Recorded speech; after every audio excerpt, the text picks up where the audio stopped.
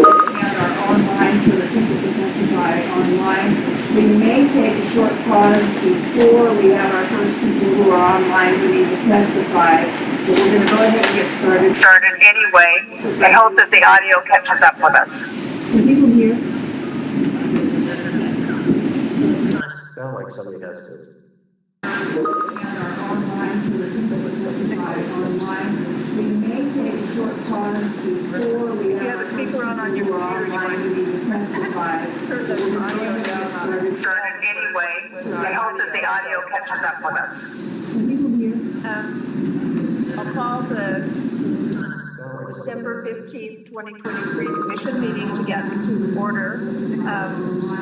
And I would like to do a couple of thank yous. First, for all of you who are here and the people who are online and unfortunately have to wait to be able to hear us. I'd also like to mention that we had a wolf plan workshop yesterday that was one worth sitting through. It was painful and difficult and respectful and civil, and we ended up with what looks like a good path forward.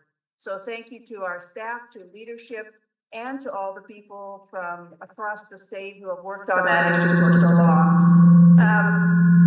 I'm Mary Wall, Chair of the Oregon Fish and Wildlife Commission. I live in Langlois on Oregon's south coast, and I'll have the rest of the commissioners introduce themselves. Good morning, I'm Becky Hatfield High, and I am near Brothers, Oregon, and also in the Klamath Basin some of the time. Morning, Mark Lockhart, I live in Sisters. Bob Stelbring, Sled, Oregon. Good morning, Dr. Leslie King. I'm in Portland, Oregon. Good morning, Kathy Khalil, Portland, Oregon. Thank you. Oh, thank you, Chair Wall. And I'm not sure if these mics are actually working I don't or think not. they are. Doesn't seem like they are, so I'm gonna move it really close. Is it working? Okay, very good. Well, thank you, Chair Wall and Commissioners.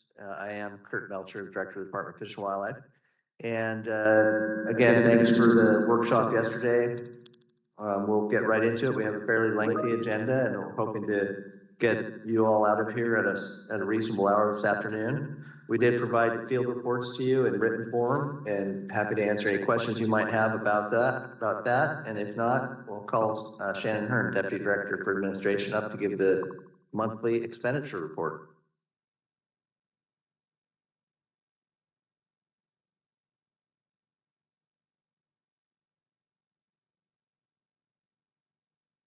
Good morning. Thank you, Director Melcher, Chair Wall, members of the Commission, Shannon Hearn, Deputy Director for Administration.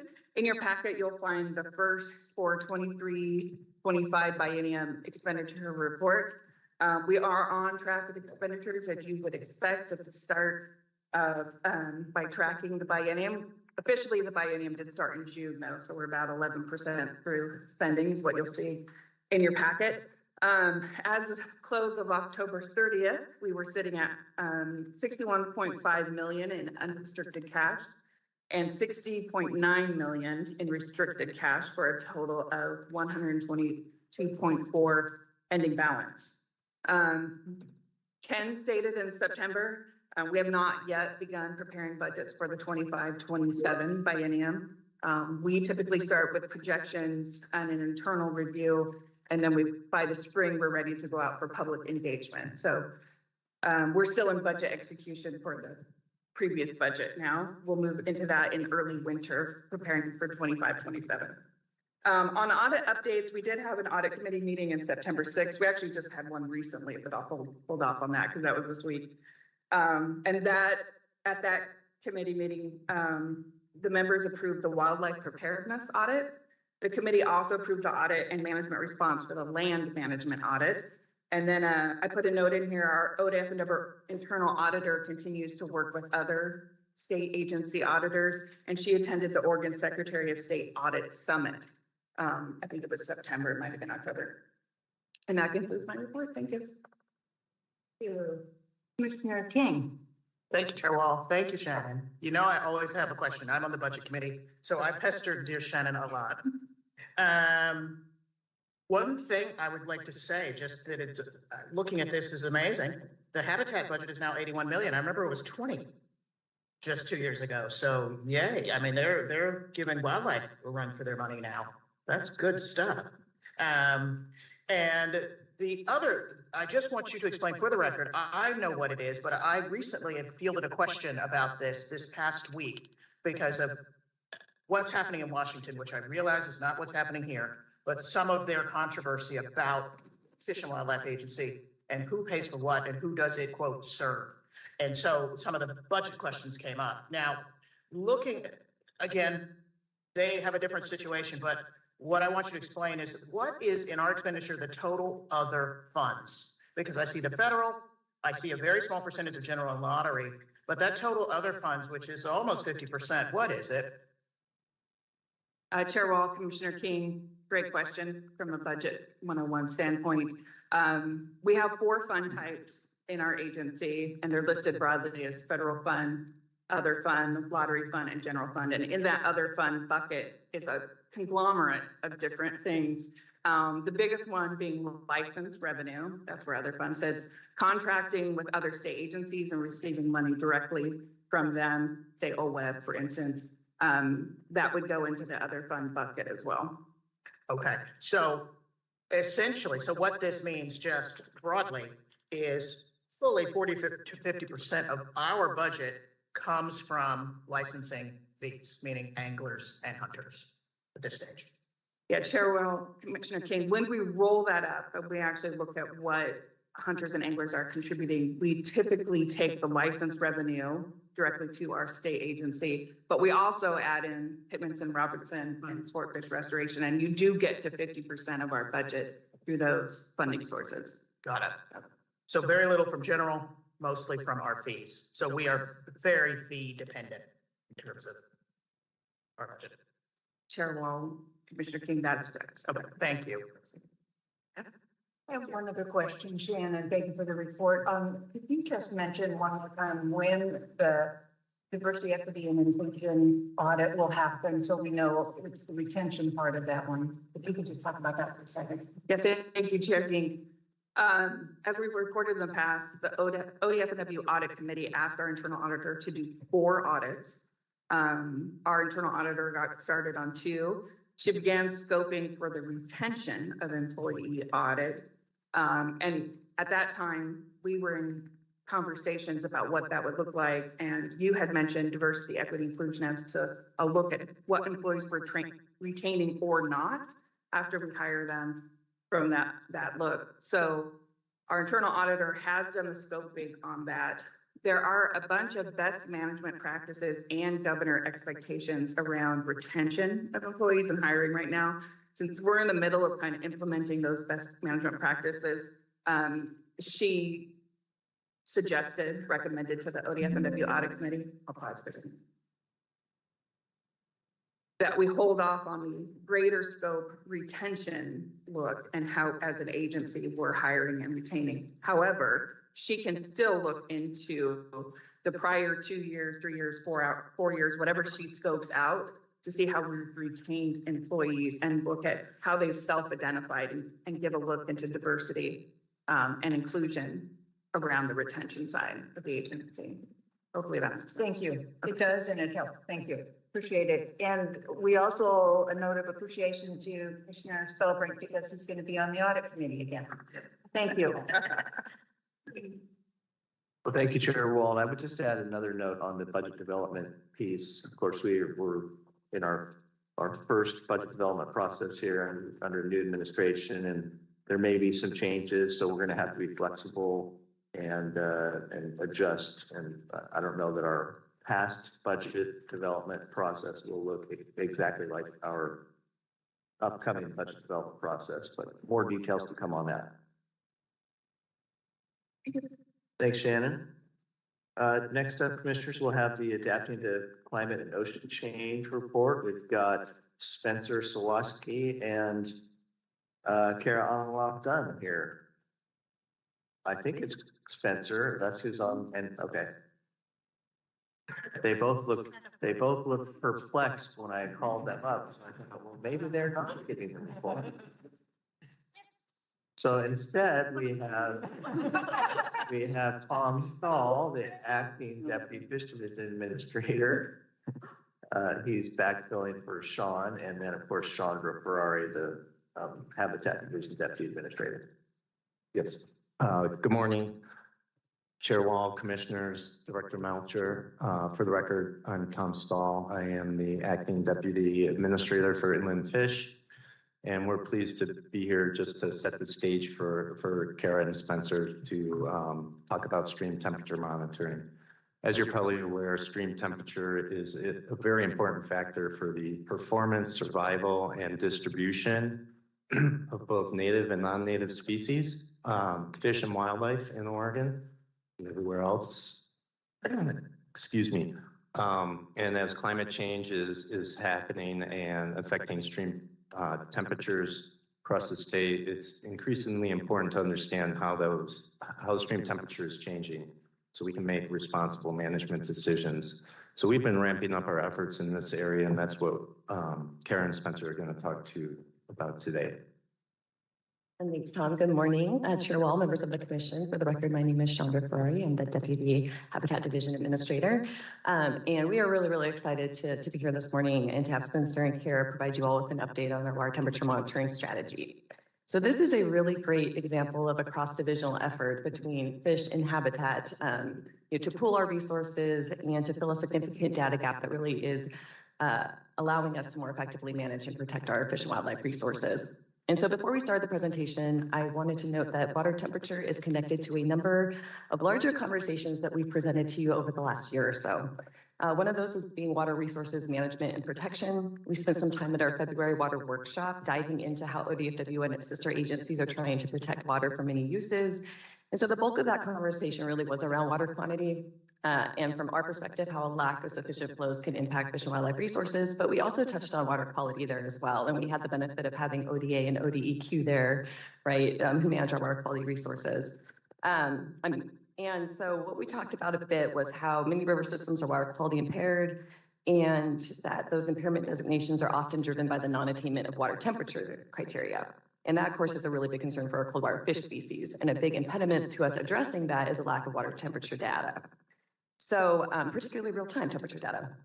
You also heard in September from Crystal Grinnell at Oregon Water Resources Department about our integrated water resources strategy and that update process. And a key strategy articulated in that current document, which ODFW is a partner in implementing, is to continue to improve water resources data collection, including water temperature data. And then finally, you've been hearing periodic updates from ODFW about its drought planning and response actions. And a big piece of that is furthering our data and science needs, including securing better information to predict and manage drought events, which in turn will allow us better manage and protect our fish and wildlife resources during drought. And of course, water temperature and understanding where our cold water refugia exists, all of those are really key among those needs. So a number of the strategies and actions that you're going to hear about from Spencer and Kara were able to be initiated and or accelerated by significant drought-related investment that we got from the legislature over the last 2 biennia. So we are extremely grateful for that funding. We're extremely grateful to the stakeholders that advocated for that funding and to the partnerships that have been building to help us implement and use that funding. And we think we've been putting it to good use, and we're really excited to provide a little update on what we've been up to. So thank you.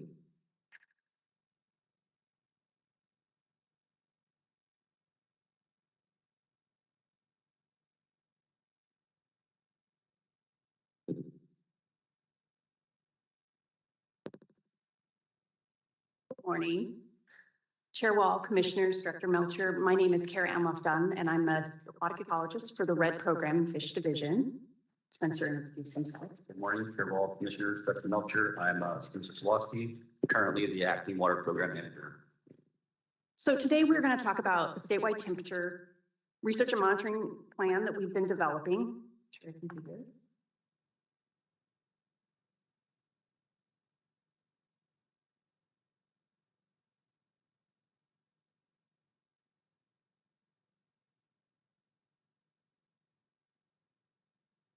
So the motivation for this work, he warned me on that.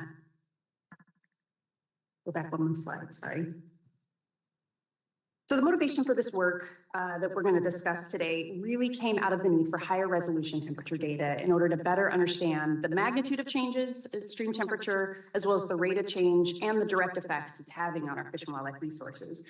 And while temperature affects all species, it is really the primary environmental condition that affects all facets of fish survival.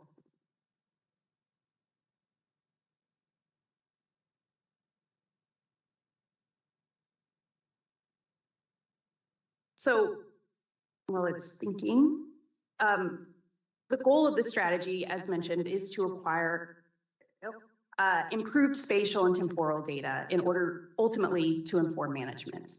And so these are some examples of management decisions that will be improved with improved temperature data. So angling regulations, so informing areas and times that need additional protections, habitat actions, so how we respond and inform permit and grant reviews, identifying priority habitats for restoration, as well as informing restoration actions, and then also in status and projections. So it is a primary input in species distribution models, which we have current and project into the future.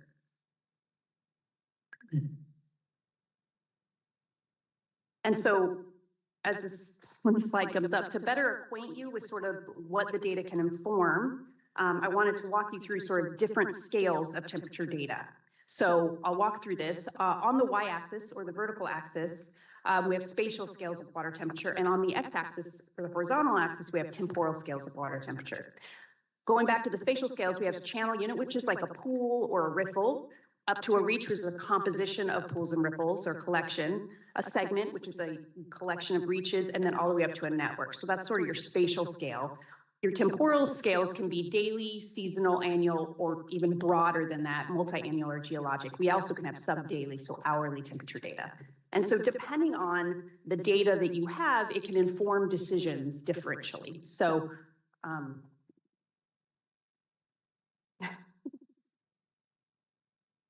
Better than it was yesterday.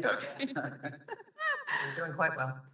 okay, there we go. So at the finest scales, so at sub-daily, like hourly temperature, at really fine spatial scales, we can answer questions about refuge use and physiology, and then it sort of just goes kind of up from there to the broadest scales where we really can only talk about like coarse range shifts if we have really coarse temperature data. So we're going to talk about 4 strategies today that make up the temperature plan. The first being measuring thermal tolerance, species thermal tolerance. And so how we do this is we use physiological trait data to identify thermal thresholds for different species. The second is monitoring the thermalscape, and there are several tactics embedded into this, which we'll talk about. But this is utilizing a statewide network of loggers to understand thermal regimes. The third is forecasting future temperatures. And so this is linking temperature and flow together to improve our ability to forecast temperatures. And then finally, to develop models and decision frameworks. And this is just really where we integrate all that data, the temperature and flow data, in order to improve models. And that then improves decisions and outcomes and needs for fish and wildlife. So in the next slides, we're going to talk about how we've begun to implement these strategies. So the first one I'll talk about is measuring thermal tolerance. So understanding the changes in the magnitude of stream temperature and the rate of change and all the things that go along with that is extremely valuable, but we really need to know how it's affecting our fish and wildlife. And so complementary information there is understanding the thermal thresholds that these fish experience. So we've been measuring oxygen consumption in the field of fish at different temperatures using a technique called field respirometry, and there's a photo on the slide of one of our experiments. And this data then enables us to estimate different physiological traits, which then gives us the opportunity to estimate optimal temperatures, critical temperatures, and lethal temperatures. And optimal is the temperature at which aerobic scope, which represents the energy needed to do anything in life, is maximized. And in ectotherms, like fish, aerobic scope is very dependent on temperature. And so measuring it across a temperature gradient, we can really look at how we can understand how fish can respond to thermal changes in their environment. Critical temperatures are the temperature at which you start to see the onset of loss of individual performance. And then that just can cascade into decreased productivity and decreased survival. in the population itself. And then finally, lethal temperatures are where the fish will die. So an example of how we sort of combine this information with temperature information.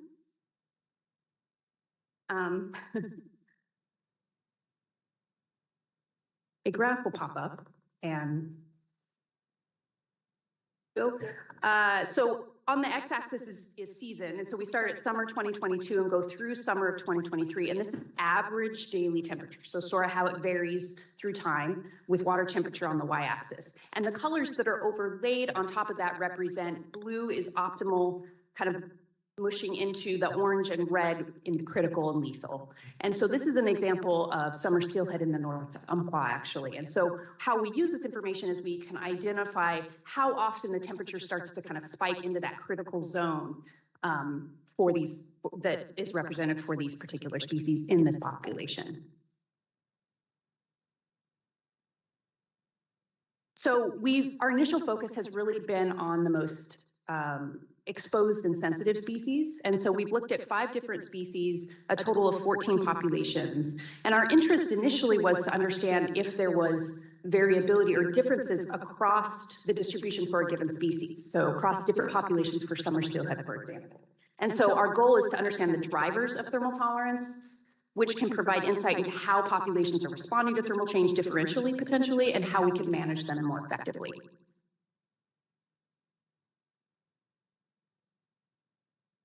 The next strategy I'm going to discuss is monitoring the thermalscape. And as I mentioned before, there's 3 tactics underneath this that sort of make up this strategy. The first is this network of real-time and standard temperature loggers to understand broad patterns and trends. The second is intensively monitored watersheds for temperature to understand more fine-scale patterns and trends. And then third is identifying most valuable assets, which is cold water sources, patches, and thermal refuge. So we're going to share progress of implementing each one of these. So the first I want to talk about is monitoring the thermalscape. And this is where we're measuring temperature to understand these broad spatial patterns. And the goal of this is to get daily estimates for every stream reach in Oregon. That's the ultimate goal. To date, we have about 500 loggers out there on the landscape. That's probably an underestimate of active loggers, but a decent estimate of semi-permanent year-round loggers. But really, to accomplish this tactic successfully, it's going to require that ongoing deployment and maintenance of loggers and site-specific data statewide, and strong coordination with partners to deploy the loggers strategically so we're not redundant necessarily. And then also improve data access and management. And with the support of the drought resilience funding, we are able to hire an NRS3 and a database that sort of will usher that work along, manage the data, and provide strong coordination with our partners. The next tactic under monitoring the thermalscape is the intensively monitored watersheds for temperature. And this differs from the previous in that thermistors are generally densified within that particular watershed. And so it depends really on the size of the watershed and the extent of the hydrography, but they could be 2 to 3 times denser in that population than they would be to get broad spatial patterns. And the goal is really to identify population or watersheds throughout the state that really differ in climate and physiographic conditions so that we can have a nice range of conditions to represent fine scale patterns. And so to do this, we generally are getting hourly data or even sub-hourly data. And that way we can summarize information that can evaluate the strength of various temperature metrics. And we can get a lot more temperature metrics as well if we drill down to the daily. And fish are responding to those temperatures as well. And then we can also then examine patterns of distribution and survival of native species. And so far we have 4 on the landscape to where we were either managers of the data and the analysis, strong collaborators, or enthusiastic partners kind of ushering the data along and helping where we need help. And so we have Siletz, Clackamas, Middle Fork, John Day, and the Warner Valley.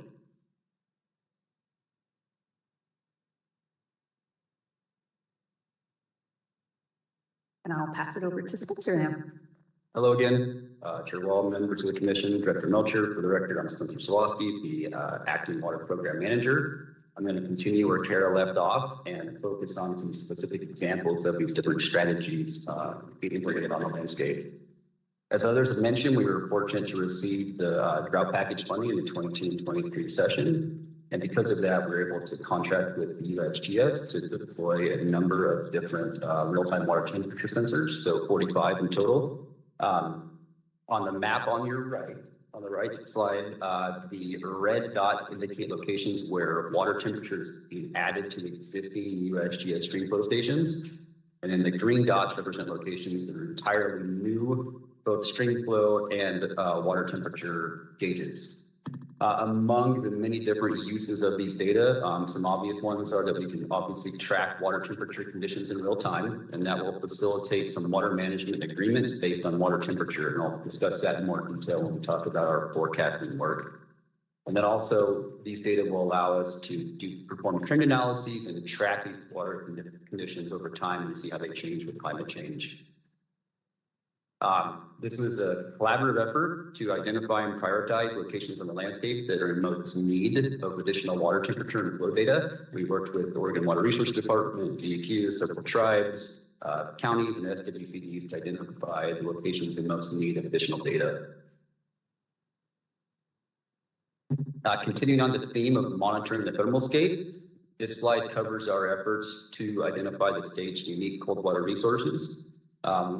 And this process here is intended to identify cold water refugia across the states. The way this works, we initially rely on modeled predictions of both water temperature and stream flow and identify potential locations of cold water refugia. And on the map, those are hard to see from your angle, but blue and orange lines on the map indicate locations where we have predicted there to be cold water on the landscape. We follow that up by deploying thermistors on the ground to verify the model predictions. And so those are the dots you see in red and green. To date, we've deployed roughly 570 loggers on the landscape. We began in the summer of 22 and focused primarily on the north and mid coast. And then this past summer, we focused on the Umpqua, the south coast, and the Willamette. This too was a highly collaborative effort. We worked with several different federal, state, and local entities. The Umpqua is a good example of that. We worked with local regional experts there to acquire additional estimates of where cold water might be, and then also partnered with them to deploy and retrieve the loggers. So here's an example of the types of data we're acquiring through this project. This is an example of the Nehalem River in the North Coast. The thermograph on the bottom has temperature on the vertical axis and a date on the horizontal axis. This is for data collected in the summer of 22. The Nehalem River is in red on top, and then Cook Creek, a tributary that enters the Nehalem several miles above tidewater, in blue down below. And the take home here is that Cook Creek is providing, on average, during August, water temperatures that are 5 to 6 degrees Celsius cooler than the Nehalem River. So the working definition of cold water refugia is a stream that's providing water that's at least 2 degrees Celsius cooler and also provides fish habitat. And so Cook Creek is an exact perfect example of what we're after. So these are types of locations we're trying to identify around the state. So pivoting slightly away from collecting data on the ground, more into modeling and forecasting. We have some efforts to automate daily water temperature predictions as part of our work to provide real-time water resources and fisheries management data. The schematic on the left details how we use the water temperature data to inform management decisions. So on the top left, and I apologize, it's hard for you all to see, is kind of a catalog of water temperature data, both real time coming in from the gauges we discussed, and then also the forecasting that I'm going to focus on next. That water temperature data is compared to the species thermal tolerance data that Kara mentioned earlier with her work. Through that, we perform a suitability assessment. We're comparing water temperatures exceeding thresholds that Kara has identified. And based on those analyses, you obviously can perform different decision-making processes based on the conditions relative to what the fish are prepared for. So I'm going to focus now on just the forecasted data component of that. So we rely on statistical models that combine meteorological conditions with stream flow data and water temperature data to predict out maximum water temperatures for 5 to 7 day periods. And then based on that, when temperatures exceed one of the thresholds identified, an automated alert system is in place that people who are interested or involved in a program receive either automated emails or text messages alerting them of a potential elevated water temperature. So we have 2 operational forecasting programs in place right now. One of them is the FAST program on 15 Mile Creek. This is the great program that partners with local irrigators. It's a collaborative effort between OWEB, SWCD, ODFW. Derek Faber developed the original water temperature model. And so the way this works is during the summertime, this model would run daily. And when water temperature is expected to exceed an agreed upon threshold, the irrigators involved in the program receive an alert, either text message or phone call or an email stating that there will be an elevated water temperature period coming up, and then they are compensated for curtailing their irrigation during that period. Other example we have that's in place right now, started as an irrigation project, but it's pivoted more to a monitoring project. This is on the middle of Fort John Day, where an alert system alerts local resource folks when there's going to be an elevated water temperature condition. And primarily that's used to date to reduce monitoring efforts during those periods so we don't harm fish that are in the system during elevated water temperature conditions. Continuing on the models theme here, in addition to the forecasting effort, a lot of the water temperature data that we're acquiring is used to improve upon models, which will of course then help decision-making processes. So some of you might recall Courtney Zambori's past presentation on the Velma model to the commission. This is a perfect example of where the water temperature data that we're acquiring on the landscape is used to calibrate and improve these models, which will also improve our ability to make better decisions.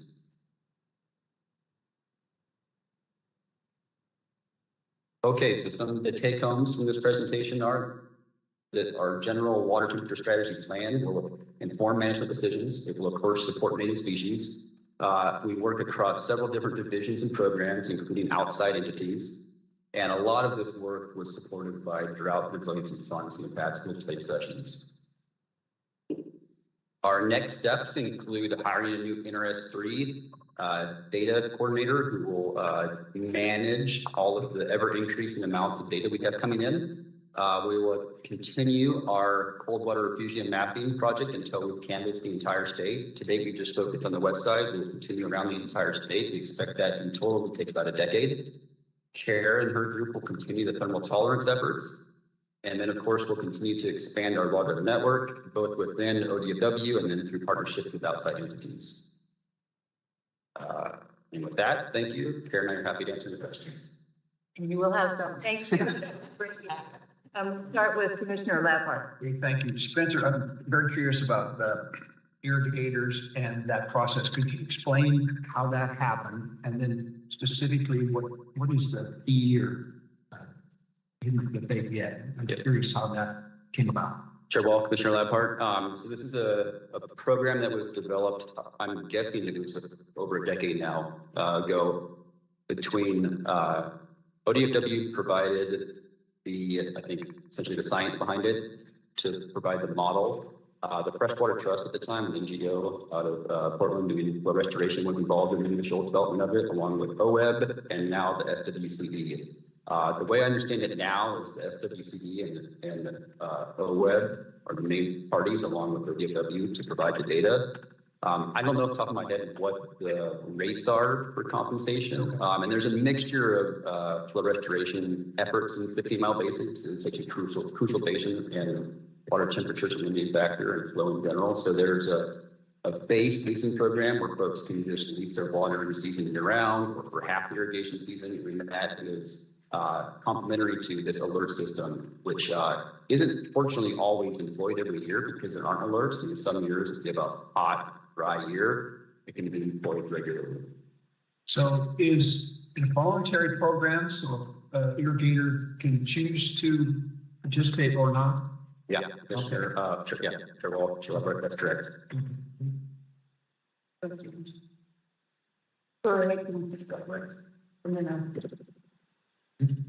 Thanks, appreciate the presentation. Like on fishermen, kind of know that everything works around water levels and water temperatures. Is some of this data going to be available to the public, like the student numbers? Chair Wall, Commissioner Fulmer, yes, the real-time data provided by the USGS definitely will be. Some of those data are already active. We have about probably a quarter of them are active, and the remainder of them will be active and installed by the end of this coming summer. Well, because I noticed, I looked at a lot of different river levels, and some of them have temperature on now, some of them don't. That'll give us kind of vegetation and the program. I think it'll be fishermen looking at it a lot. I do have a couple questions. Thank you. A couple questions as well. We had a water workshop and I think we were maybe both in the room, at least it was a big room, but it was a very useful workshop. And one of the conversations was about, we have tools across the state. We need other tools, but one of the things we need to be able to do is actually use the tools that we've at least got the authority for and are starting on. And what you've described sounds to me like a big leap in the ability to use the tools that you described. Do you have a less hand-wavy way of describing how big the leap has been in the last couple of years, especially with this acceleration from the federal money? So how big a leap is this? Because it sounds like we're to the point where we can, at least in some parts of the state, we're at we have models to make decisions now with flow and temperature. So how big a leap is this? If you can have better words than mine. To start with that, Chair Wall, commissioners. We still have a long ways to go. I don't want to overestimate what we've done necessarily, but we certainly do have a lot of information in place to start making decisions. Those decisions are difficult and nuanced depending on the location and the species. And so we're still sort of trying to work out some of those details before we would actually implement or make a decision that would affect regulation. And as far as thermal tolerance, there's a lot of species on the landscape and we've only sort of barely scratched the surface there. And we're trying to understand whether or not some of those thresholds are transferable amongst species based on thermal history. So the thermal regime that species are adapted. But we have made huge strides in the last couple of years, and that has been due to support from funding and just support from the leadership. So. One question, the last question I have is the list of people that we're cooperating with is pretty long. I did not hear watershed councils, and it seems like in the last 4 or 5 years, they've been really stepping up their monitoring and loggers. So, yeah. Sure, I'll cover that. Yeah. Sure, all commissioners. Yeah, that was just a mission, particularly on the cold water fusion work. We work extensively with them. Just a quick follow-up, can we actually use their data or do we have to run it through another process? Are we at the point where we can rely on other people's data and we're actually sharing? Chair Wall, commissioners, yes, we can use their data. Oftentimes the data are of sufficient quality that we can feed it right into our systems. And hopefully as part of that new NRSD position, we will be acquiring more of their data and adding it to our database. So we'll continue to evolve and form all of our different models and things like that. Chair Wall, Commission. Most of the watershed councils follow the same standardization procedures that we follow, which are DQs. Yeah, so how we calibrate loggers and deploy loggers and then, perform temperature accuracy checks and such. So, and most of their data also ends up in the DEQ database, which is a publicly available database. Oops. Whatever you said just raised two hearts. So, I know, and I don't know who's going to answer this. It might be Sarah that has to answer this question, but the NRS 3 that's drought funded. Is that a LD or permanent position? Because I'm worried that, we get this big grant money and then it goes away and we lose all that and it goes away. So is it administration or permanent or? Chair Wall, Commissioner Lapart, it is permanent. Okay. And it will be positioned within the RED program to start. Oh, thank you. Good. Yeah, my question was just concerning the same as Commissioner's Lapart, is that we're getting all of this federal funding right now, and apparently more and more coming, we're gonna run off a fiscal cliff here with all our vacancies. That's good. Thank you. Thank you. Very helpful report. Thank you. Thanks for having us. Thanks. And you passed the technology test too, and adapting to the slide delay. So with that, commissioners, that brings us to our next director's report item, which is an update on the Rogue South Coast Plan from Dan Van Dyke. Tom Stahl.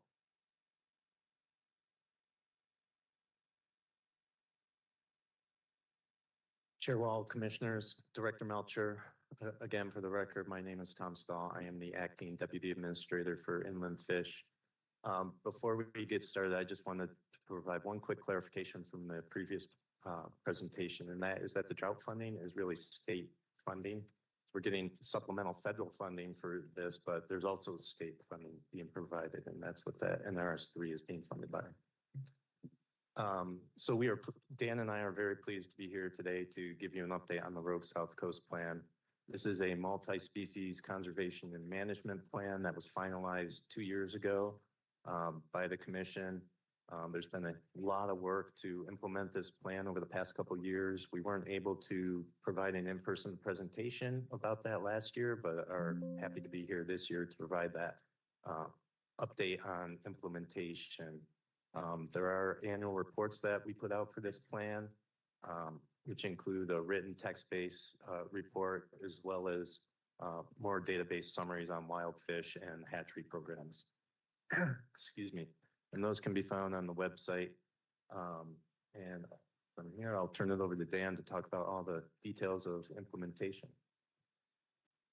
Chair Wall, Commissioners, Director Melcher, for the record, my name is Dan Van Dyke. I'm the district fish biologist in the Rogue District. I'm here to talk about, as Tom said, an update on the Rogue South Coast Multi-Species Plan.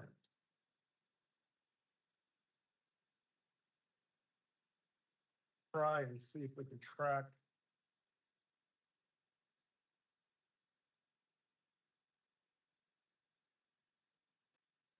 So the plan was developed with the help of public advisory committees over the course of several years, leading to the adoption by the commission in 2021. The plan outlines our stewardship of winter steelhead, summer steelhead, coho salmon, and cutthroat trout in the portion of Southwest Oregon on the slide.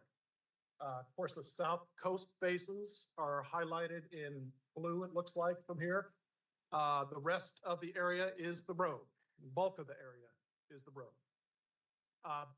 The strategies and actions in the plan focus first and foremost on limiting factors. I think we have a very good analysis of the primary limiting factors for these populations, and we list actions to address those factors and build resilience for our fish.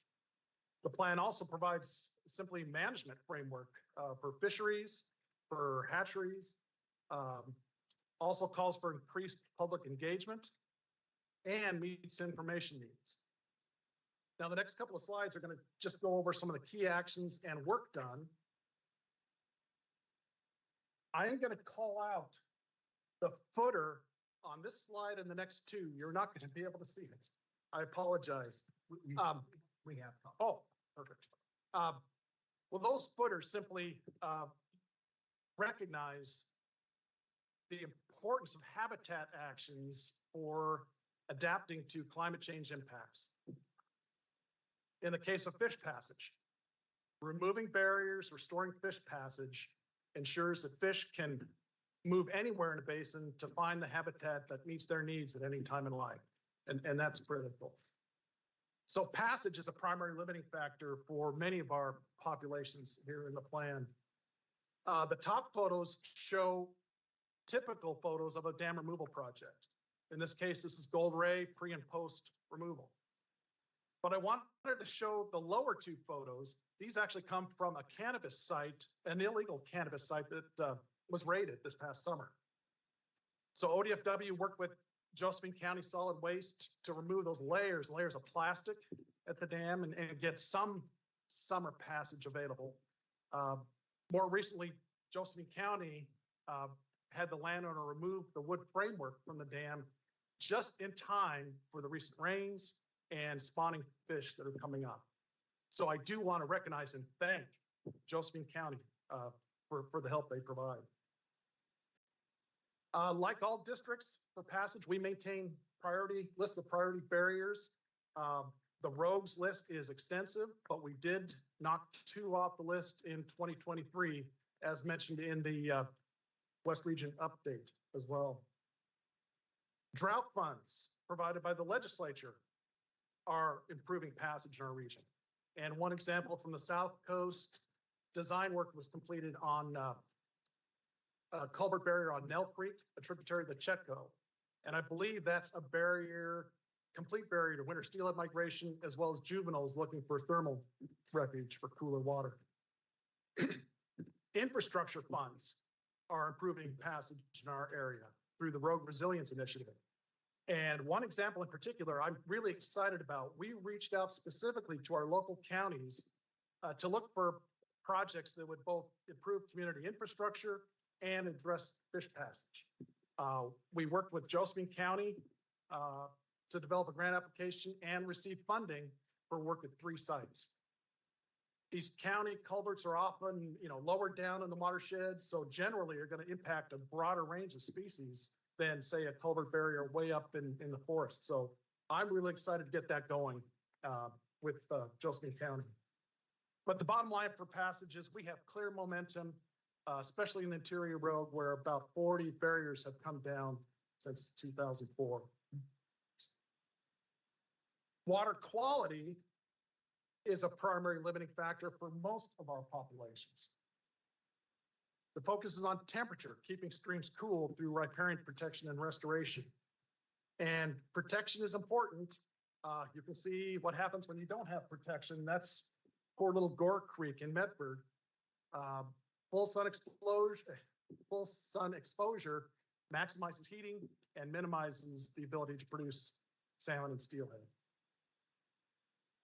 Keeping streams cool. Well, I should add too that a big new benefit for protection comes with the private forest accord, and that'll pay off big time for South Coast basins.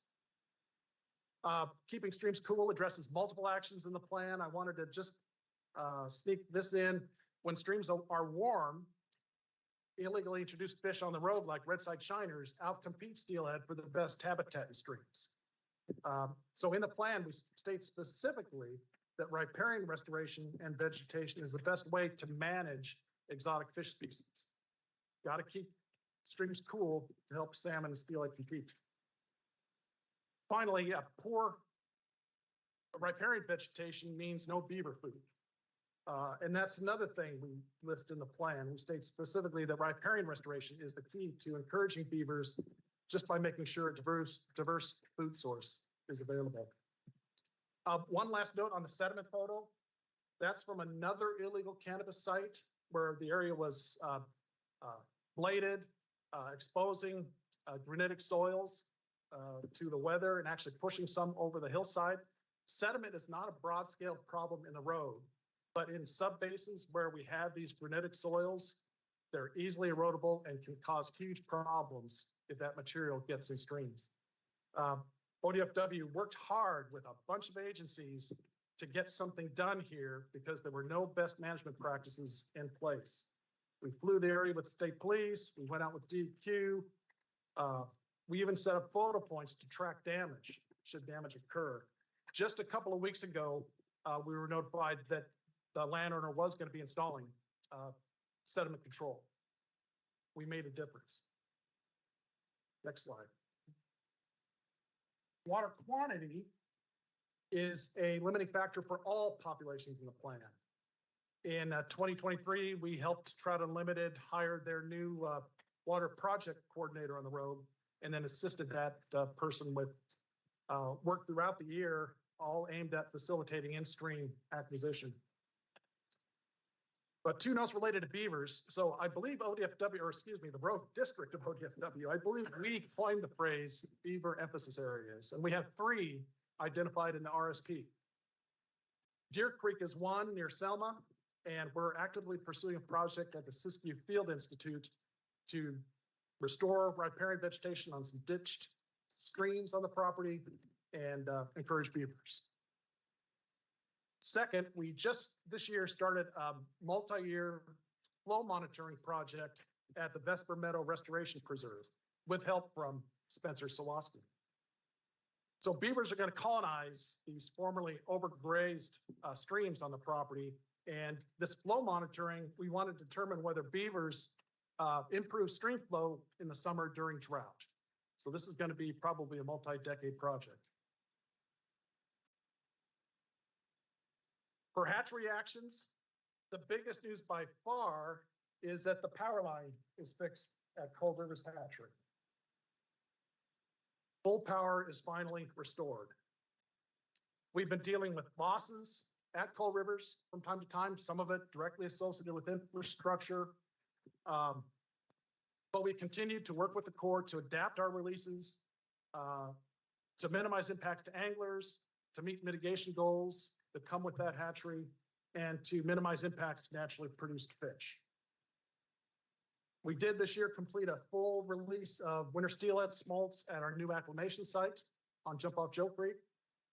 And then on the coast, which Chair Wall knows well, thank God the Anvil fire was a big issue. Elk River Hatchery was not damaged, but the Chetco steelhead were released early.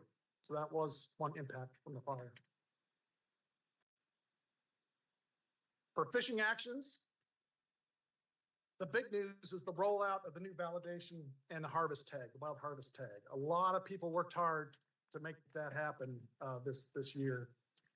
For winter steelhead, estimates in 2023 continue to show that our harvest rates on wild winter steelhead are well below the caps that were enacted with the RSP.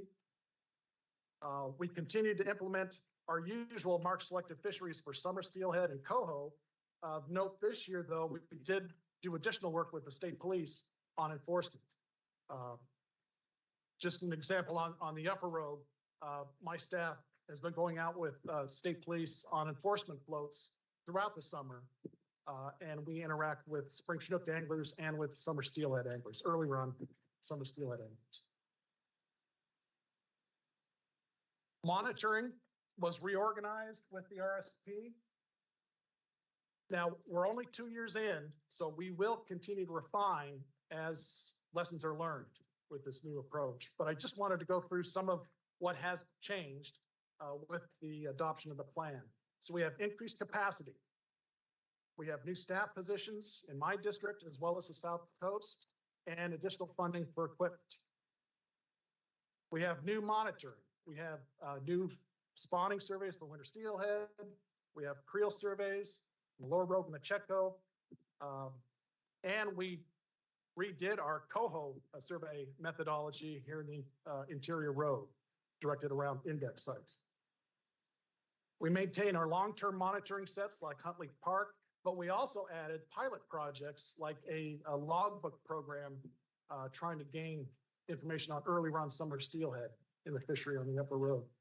And then we do have what I think is an exciting project. We were able to purchase some satellite tags, and we hope to learn a little bit more about the marine distribution of our steelhead here in the next year. It's not a one-off. That's something that's going to have to continue, but I'm excited to get that going. Weather did affect our results in 2023. So we did successfully complete a population estimate for wild winter steelhead on the upper road. We conducted creel surveys on the Chetco and the lower road. The Chetco was very successful. The lower road, less so. GEHA surveys were conducted in the Chetco and the Winchuck. And if you can see it, there's a photo on the right of one of the pools on the Winchuck that was surveyed. The weather was a problem, especially on the South Coast for an extended period of time. And there's some photo of low elevation snow on Hunter Creek on this slide.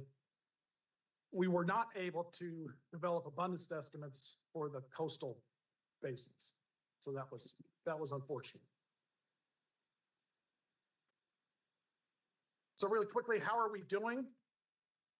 So here's a snapshot. Well, I have to read it there. So this slide shows where the populations are at in the plan relative to metrics of desired status on the left and conservation status on the right. And what stands out to me is most of our populations are below desired status, but well above levels that trigger conservation concern. That despite the fact that certainly in the Rogue, we've been dealing with a multi-year drought that is now reaching 10 years. That's different, I think, than much of Western Oregon. This has been a really significant drought. So given those conditions, I think our fish performance is actually very good news. We're above desired status for two metrics. It's a juvenile occupancy for both South Coast winter steelhead and cutthroat, but we did drop below conservation status for Rogue wild winter steelhead. So the half pounder metric, the 2-year average metric did drop below that criterion. So we will be implementing restrictions on wild harvest opportunity, not this winter, but 24-25. So that 2-year average is a tool that predicts abundance 2 years out. So we are going to be implementing restrictions on that wild harvest opportunity.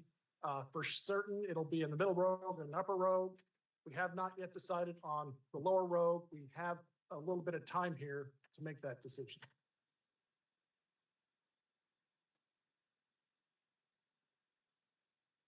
So our work can be summarized in these categories. Just really quickly, for habitat, a lot of progress on passage, but we are dealing with challenges from new impacts like illegal cannabis. For angling, we've got the new validation and harvest tag in place. That's a big change. Something like that. There's always going to be rough spots, but we're making it work. Harvest for angling, harvest rates are below planned limits, but we will have new restrictions on wild harvest, as I said just a second ago, on the upper Rogue and middle Rogue. I'm going to jump ahead on status. So again, it really stands out to me that even though the Rogue half pounder count dropped from very high levels and triggers that restriction here a couple of years, most of our status elements are looking pretty darn good given the environmental conditions. And I wanted to highlight summer steelhead in particular. So again, this drought is trending more severe than the last multi-year drought in the late 80s, early 90s. Yet our summer steelhead are doing much better than the low point in that time period. I'm excited about that, and I think it's a sign of progress. And with that, I'm hoping you can see a nice video of steelhead on the Chetco while I ask if you have any questions. Well, It's trying. It's trying. I love it. Anybody else?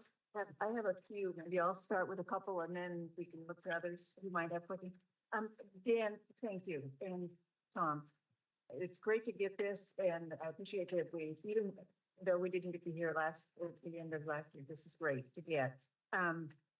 When you talked about the enforcement of fish passage barriers that led to 2 removals, was that because of changed rules or was that because we just got to do the enforcement with our existing rules? You know, the ones that were the stuff that was removed with the cannabis sites. Chair Wall, that was a combination of existing rules, but also our work trying to insert ourselves and make sure regulatory agencies are including environmental concerns in cannabis enforcement. Like, what's an example of, like, who would be doing that then? Which other agencies? Oh, Chair Wall, there's actually an interagency cannabis call that happens monthly. Some of the key regulatory agencies, of course, are Oregon Liquor Control Commission and Department of Agriculture. A variety of other agencies participate on this call, from the enforcement, the marijuana enforcement teams, state police, a whole host of agencies.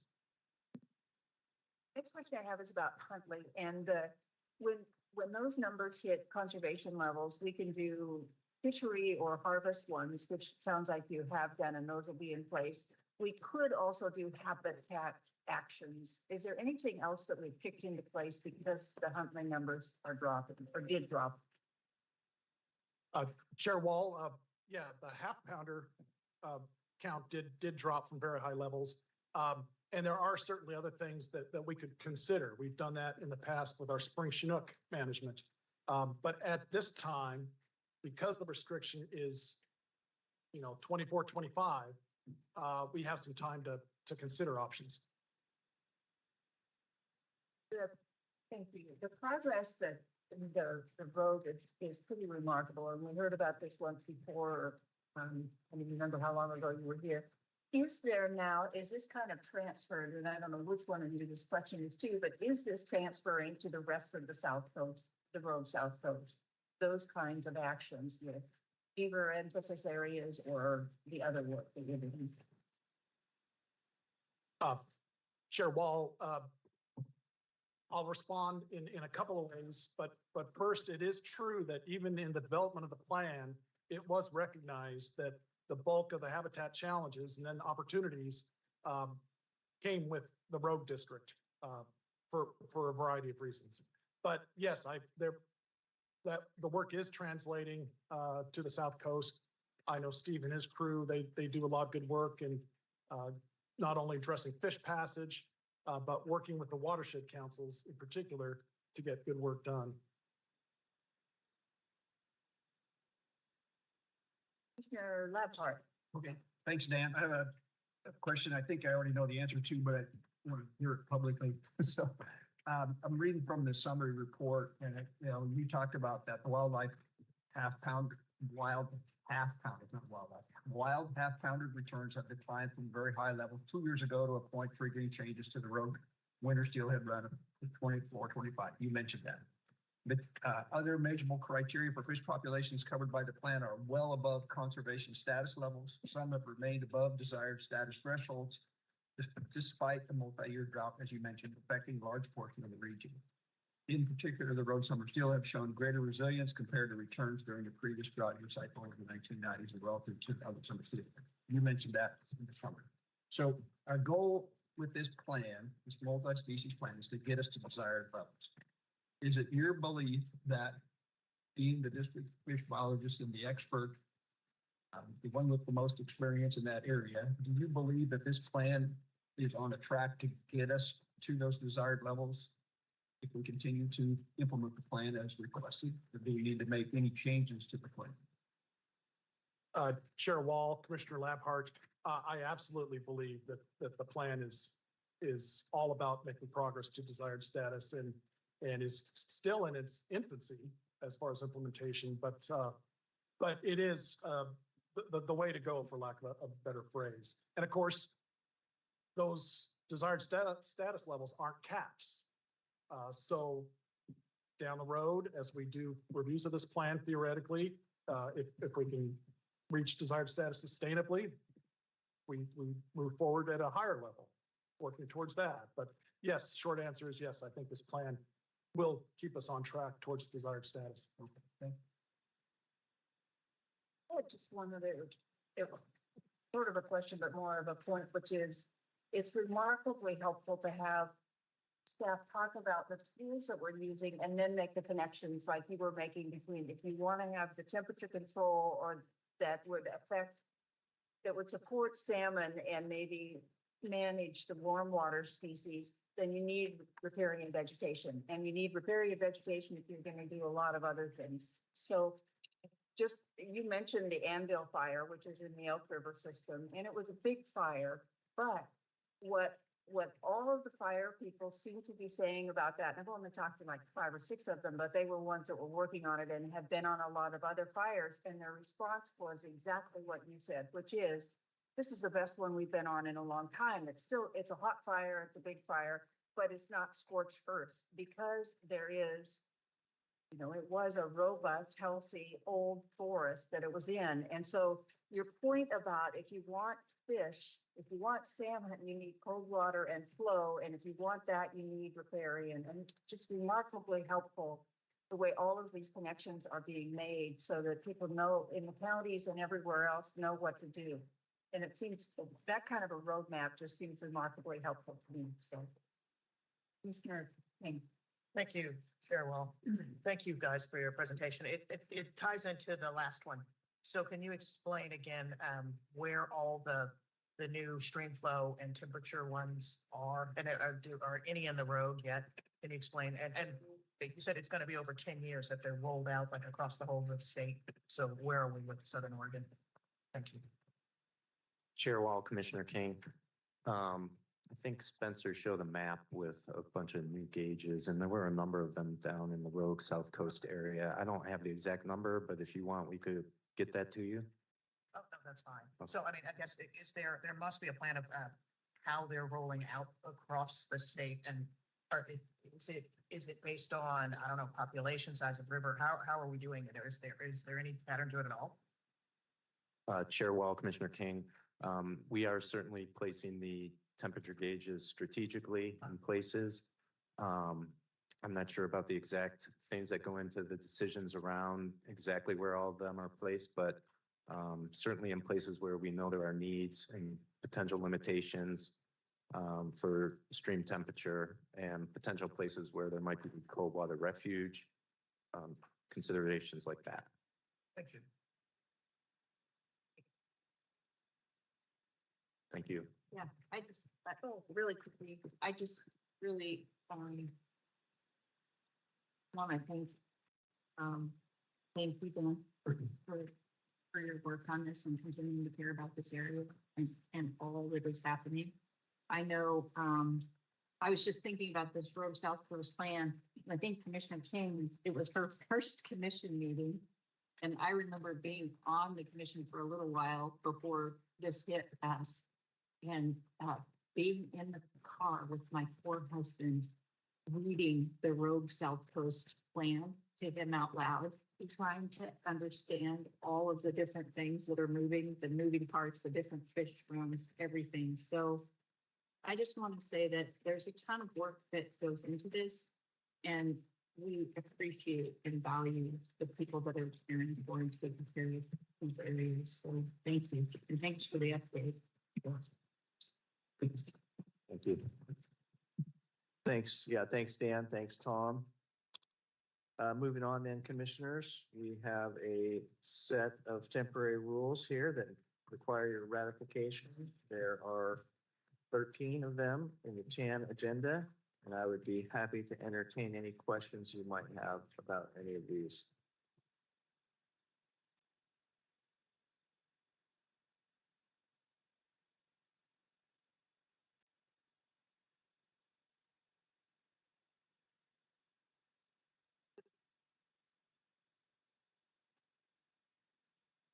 Okay, yes, I will look for a motion. If there aren't, I don't see any questions, so go ahead. I move to ratify the 13 temporary rules set forth on the December 15th, 2023 agenda. Is there a second? Yeah, I'll second. Remove. Yes. It's been moved and seconded to ratify the 13 temporary rules as read into the record. Those in favor will do a thumb vote on this one, please. Unanimous, Michelle, thank you. Thank you, Chair Wall and commissioners. That concludes the director's report. Of course, we do have a slot here for commission updates as well as other business. And we do have one commission update item. We, since Commissioner Zarnowitz went off the commission, we have been absent a vice chair, and we're going to attempt to change that now. So,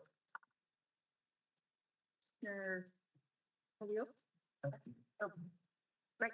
I would like to nominate Becky Hatfield Hyde for the role of the vice chair. Becky, your thoughtfulness and just infectious kindness, I think would bring a lot to this role. And I would love to see you in that position. I'll second the motion. Thank you. It's been moved and seconded to elect Commissioner Hatfield Hyde to the vice chair position. Those in favor? Can you do a thumb vote on this one? Although I would say I'll miss her at this end of the table, but yes, that's right. So we have 5 yeses and 1 person who's not voting. Abstain. Okay. 5 votes and 1 abstention. Thank you very much, Commissioner Hatfield Hyde. Look forward to it very much. Congratulations. Okay, so we can move I have on. another- Go ahead. Okay, thank you, Chair Wall. Just for the commissioners and the public, Commissioner Hatfield Hyde had the privilege of attending the Western Association of Fish and Wildlife Agencies Executive Leadership Meeting in Henderson, Nevada, a couple of weeks ago. Becky can speak for herself, but I always find these very valuable because we get a chance to talk to, in our case, commissioners from other states and talk about issues that they're facing similar to our issues. How do you solve problems? How do you work through issues? Those kinds of things. I just appreciate so much the ability for us to be able to attend those meetings and be able to talk to directors from other state agencies, deputy directors, and then leadership from commissioners from other Western states. It's just a huge benefit to me personally. I want to thank you. It's also very helpful to have you there, the 2 of you. So thank you for that as well. Commissioner Hatfield Hyde. Yeah, I would like to follow up with what Commissioner Labhart said about that, which is, I think one of the take homes that was an emphasis area, I think, for WAFWA as an entity moving forward is their ability to really emphasize these massive wildlife corridor areas in other states and try to bring some of that umbrella help to states that maybe don't have the infrastructure to really put some of that in play. So that was extremely helpful. And then I would also just like to offer that our commission here in Oregon has a really diverse representation. And it is a huge value to have those differing perspectives on a commission. But I would also like to say that I am so extremely proud of our Oregon Commission, because even though we do not agree on everything, and we shouldn't, there is such good respect across this commission and how we treat each other. And I think it's how we need to treat each other in Oregon, across the stakeholder groups, to do good things for fish and wildlife and communities. And so I just want to offer that there are commissions in the West that are they're struggling just with respect across their commission. And I'm so glad that we have that here. I mean, it's a big deal. And now we'll go on. Let's fight about something. Well said. Thank you. I failed to ask Michelle to introduce herself when we were doing introductions. So will you do that, Michelle? And if there's anything we need to know about the electronics, since we're about to do public forum.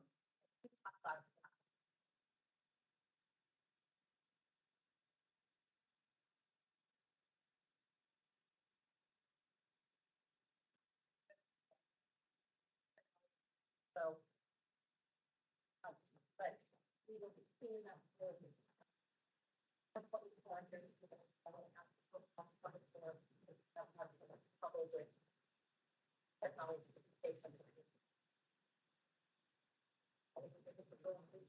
Thank you, Michelle.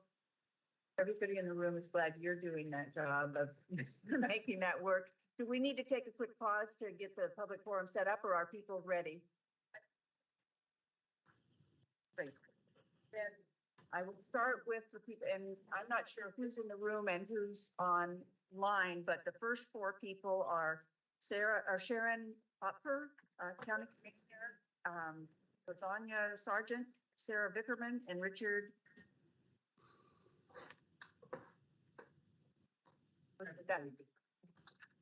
Sorry. Will any of those people who are in the room come forward, of the four that I mentioned? And if the others are online, we'll try to do people in order, and if you'll introduce yourself, then I will know which of the four people you are.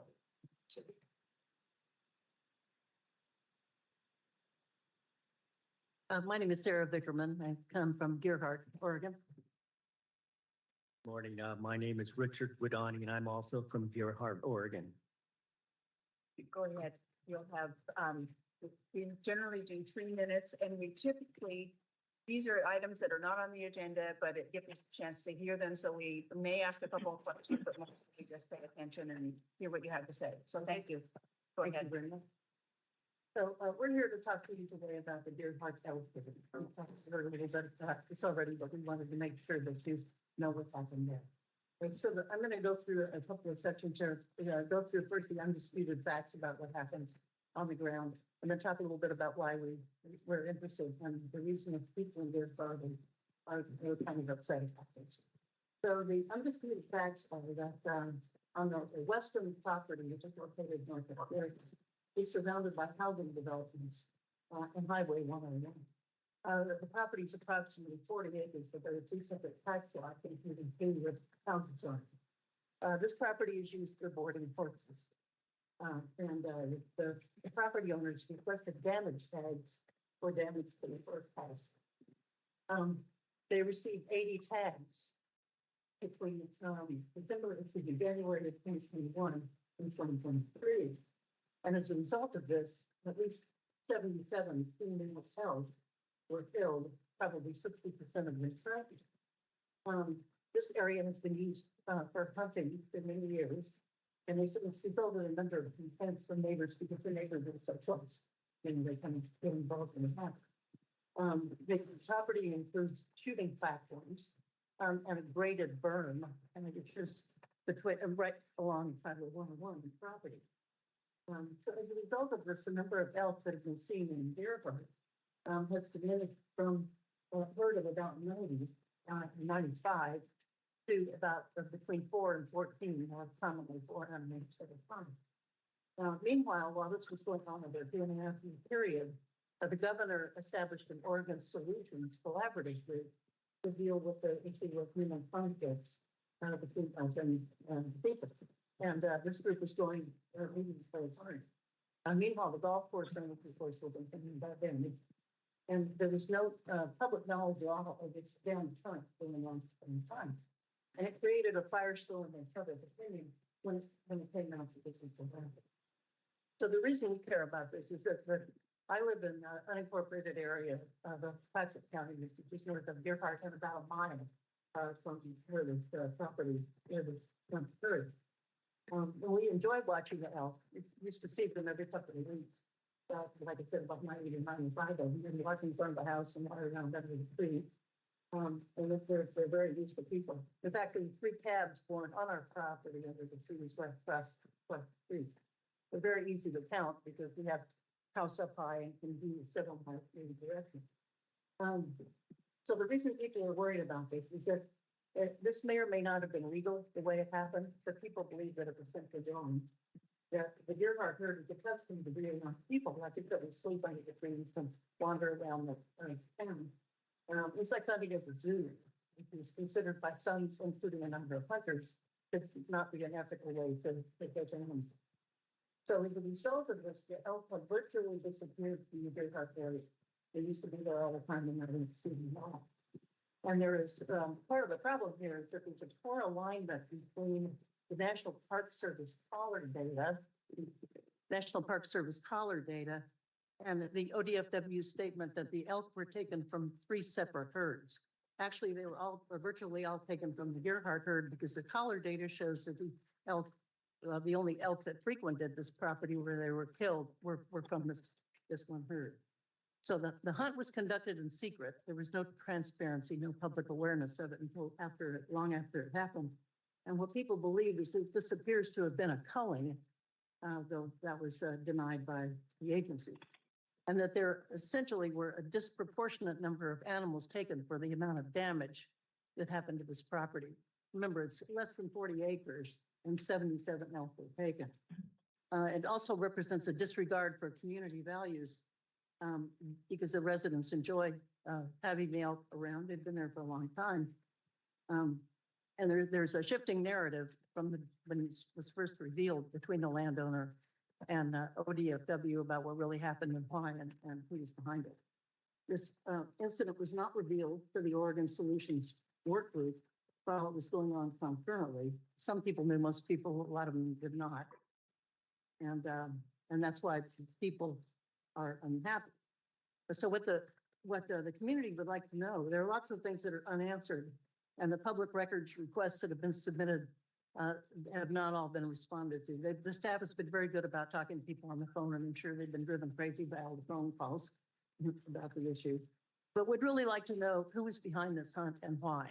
And that isn't, people have their theories, but really it's a little bit difficult to figure out why it unfolded in this particular way. So, yeah, I will wrap up. I'm almost done. So what our request is of the Fish and Wildlife Commission is that we'd like for you to investigate what really happened in this case and to comply with both the informal and formal public records requests. And really, more importantly, to ensure that it doesn't happen again. To adopt policies that require transparency, public involvement, careful monitoring, and adherence to the rules for culling. If there's going to be culling, it should be done properly with government hunters and meat donated to charity. Thank you. Thank you. Thank you. Richard, and you'll have 3 minutes if you will. My only concern with it is the rules that the ODFW uses in granting the damage permits. Looking at the big game regulations that you can get at the store, it says it's a pilot program, and it doesn't have any indication in there how the commission determines whether damage qualifies under the application procedure. And then on unlimited tags, it doesn't have anything that says, well, how many can you kill before you have to stop killing them to alleviate the damage? And I would just like to know how we could get the information about the rules that were applied in this particular incident. Because I live right on next to Sarah, and we're adjacent to the Delray State Park. There's one private landowner that got all of these permits to kill all the elk when it was mainly a public nuisance issue in the community. And the community never got a chance to vote on whether there was a public nuisance. So I would really like to see the rules, and maybe some changes could be made if this doesn't happen again. Thank you. Thank you. And we're going to go to the 2 people who are online. First, Commissioner Hofer. And just so you know, Richard, we are going to ask one of our staff to come up for a few questions after we hear from the 4 of you. But afterwards, you can talk to that person to find out where to get the information you're looking for. So thank you both. And we will go to Commissioner Hofer. Good morning. Can you hear me? Hello? Can you hear me? Good morning. Can you hear me?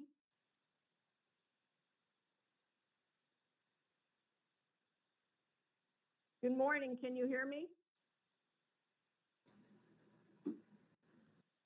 Hi, I can hear you. Oh, okay. Good morning. This is Sharon Klepfer. I'm actually a Gerhardt City Councilor, not a Clatsop County Commissioner. I appreciate having the opportunity to speak about the demise of most of our herd of elk. I have heard from many Gerhardt citizens and want to represent their thoughts to you. The predominant sentiment is sadness and anger at the loss of our herd. For about 1.5 years, many people had wondered out loud where our elk, which had been present in Gerhardt for decades, had gone. The facts and misinformation started to surface this September. Because there were many questions, Paul Atwood, the Tillamook-based ODFW biologist and the person in charge of the Clatsop herds, was asked to present at a Gerhardt City Council work session on October 30th. The councilors And Mayor, the counselors and mayor asked Paul questions, most of which originated from citizens who had emailed or spoken with us. Our council meeting room was packed to the point of standing room only, with people outside who couldn't get in. That gives you an idea of how upset people are over the disappearance of our herd. While we very much appreciated that Paul would come and talk to us, the fact that he showed up with 5 other people, 2 of his coworkers, his manager, and 2 state policemen, felt like an intimidation strategy to some of us. This meeting can be viewed on YouTube if you are interested. Paul spoke about the damage tag program, which allowed 77 elk to be killed on the Weston property over 3 years. Approximately 60% of those elk would have been pregnant. This number, Brian, will you come up and we'll thank the 2 of you and we'll have Brian come up so that we can ask a couple questions to Brian. And we'll try in the meantime to get the other 2 people online. And then after we go to Peter Nalvin, Angela Whitlock, and Kent Dowdy. Go ahead. So are the other, are they talking about the same issue? The other 2 who are waiting online are going to talk about the elk issue, Gerhard elk issue. I don't know if we're going to get them. Oh, okay. So the other people that are going to be speaking. No, the other ones Different. that I just called are on a different topic. Okay. Thank you. I want to make sure I don't.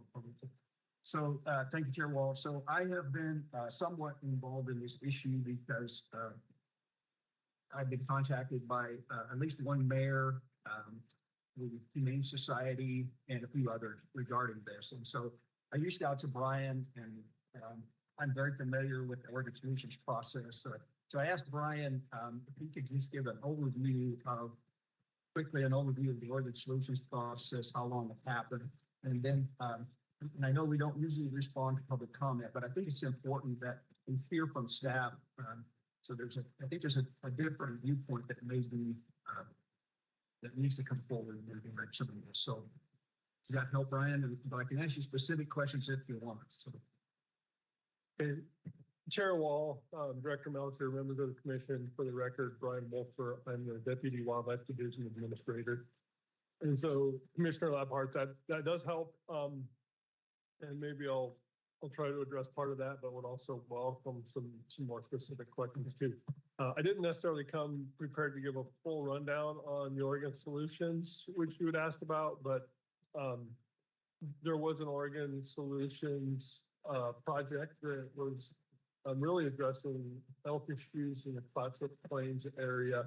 And this started, I think, in 2018, 2019, and was really geared towards addressing this issue of growing elk herd, disagreements within the community about how that should be handled, kind of uncertainty about the role of the state and ODFW versus cities, counties, other governmental organizations. And so when we have elk in city limits and spending a lot of time in city limits, some of the tools that we typically use to address population levels aren't appropriate in city limits, things like hunting and some of our tools even for hazing and take aren't always there. So that collaborative group was really dealing with how do we manage elk in the Clatsop Plains area? If there's a time when that population needs to be decreased through some kind of a government action, a polling type action, what's the role of the individuals in there, the cities, the counties, the state, and defining what those roles were and how the process came forward. Separate from that, we've also got a responsibility by the legislature to work with landowners to address agricultural damage and timber damage, et cetera. And so we've got a requirement to have a Oregon landowner damage program, and this program's been in place now for, it first started, I think back in 2003, 2004, as a pilot project in Southwest Oregon, and then expanded statewide, I believe, in 2014. That directs the department to issue tags in response to damage, to address elk issues on agricultural lands, timberlands also. And so damage is defined in the law as loss of or harm inflicted on land, livestock, agricultural crops, and timber. And so we have this responsibility, and when that's happening and a complaint comes from the landowner, we help them resolve it. With this program, we have the ability to issue tags to hunters of the landowners choosing those hunters then have to pay for that tag. It's limited to ALS elk only. And the law directs that we can't limit how many tags are available for an individual landowner, other than no more than 5 tags can be valid on a landowner's property at any one time. And then it really is a matter of gauging what that elk response is, and alleviating that damage so that landowner can operate the agriculture needs, timber needs that they have on their property. Okay, and so that the debate and concern is 77 out there for a 3-year period. Perception. We talked a little bit about that. Then the perception of how many elk are in the Classic Plains area. Understand there's 3 separate herds, and there's some discrepancy about that. And we are talking a little bit about that. Just to elaborate on that, to clarify. If I divide 77 by what I've been told is 600 elk in Classic Plains area, that comes out to be a very low number. I think 10% carrying capacity of that herd was probably greater than that every year in terms of cap. So kind of address that too, because I think that's a fairly major issue that's got about And so, Chair Wall, Commissioner Labhart, when we started the Oregon Solutions Project, we were estimating that in the greater Classic Plains area, which is from Gearhart north to the Columbia, including up to Warrenton, and then both from the beach, including Flats Upper Ridge on the east side of 101. We were estimating about 600 elk were in that area at that time. This spring, when our staff did their counts in that area, they counted, physically observed, somewhere in the vicinity of at least 580 elk, if I recall correctly. And so we've not noted any difference in elk in that greater area. There's been a large number of elk at the Gearhart area in particular, like right around Gearhart town. Off the top of my head, I think that was somewhere in the vicinity of like 150 to 200 elk, somewhere there, specifically around Gearhart. With this property, we do have marked elk, largely resulting from that Oregon Solutions work, trying to get a better understanding of how elk are moving from urban areas to suburban and potentially forested areas in there, and understanding what those herds are doing. And with those marked elk on this property, we've observed elk that are generally considered associated with Gearhart. We've observed elk that have marked individuals that are more associated with clear up at Camp Riley. And we've observed at least one group of elk that doesn't have any marked individuals on it. We're not exactly sure where. And so we can't say with this removal that's been spread out over a period of time, how that might be broken in between the different groups of elk that are using that property. But in terms of the greater population, this level of harvesting is pretty small and not likely even replacing what's born in the population too. If I average it out, about 25 elk a year on average. If I divide that out, it's about 4% of the population. That, what's the annual?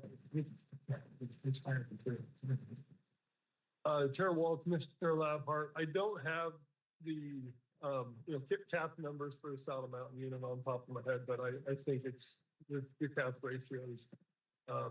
They've got to be above 20, well above 20, and so 20 calves per 100 cows. It's a pretty productive herd.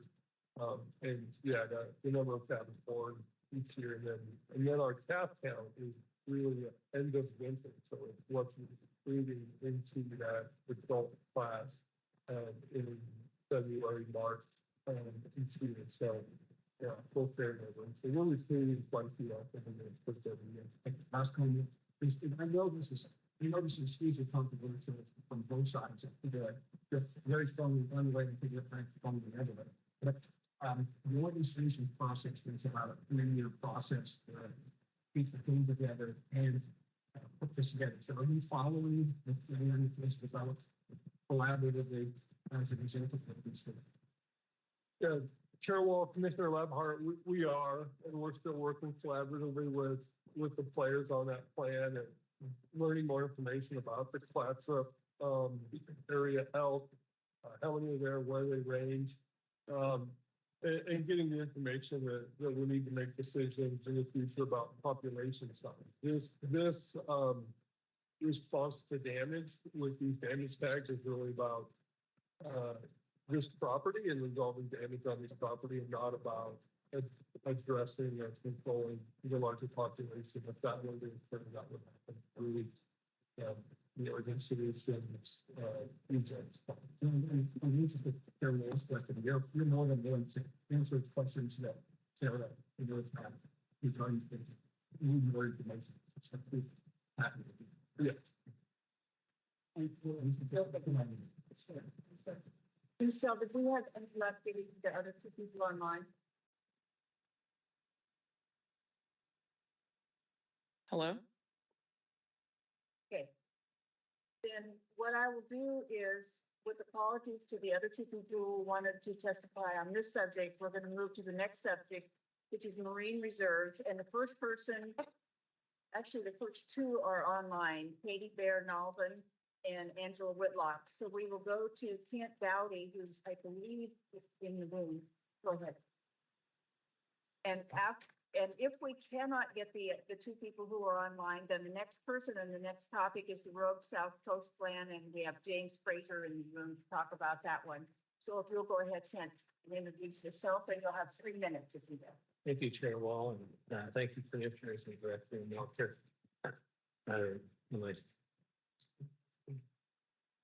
Good morning. My name is Kent Doty. I live in Tillamook County. I'm speaking today on behalf of the Audubon Society of Lincoln City. Our mission is to encourage residents and visitors to enjoy and protect birds, wildlife, and their habitats along the Central Oregon coast. The marine reserves are one of our conservation priorities. 4 of the 5 marine reserves are in our service area. That includes Tillamook and Lincoln counties. Our work includes promoting the marine reserves program through newsletters, science talks, birding outings, and other public events.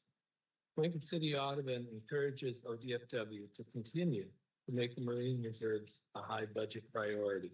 Marine reserves are a vital part of our coastal communities, enriching our lives, bringing in tourist dollars, ensuring marine biodiversity, and serving as living laboratories for climate change resilience. Having a community engagement coordinator on ODFW Marine Reserve Program staff has been critical to leveraging community groups like ours and our activities in promoting the marine reserves with a diverse and broader audience. Our Marine Reserve celebration event that we had earlier this year had more than people. That would not simply have been possible without the ODFW coordinator. The Community Engagement Coordinator position at ODFW Reserve Program connects science with the community.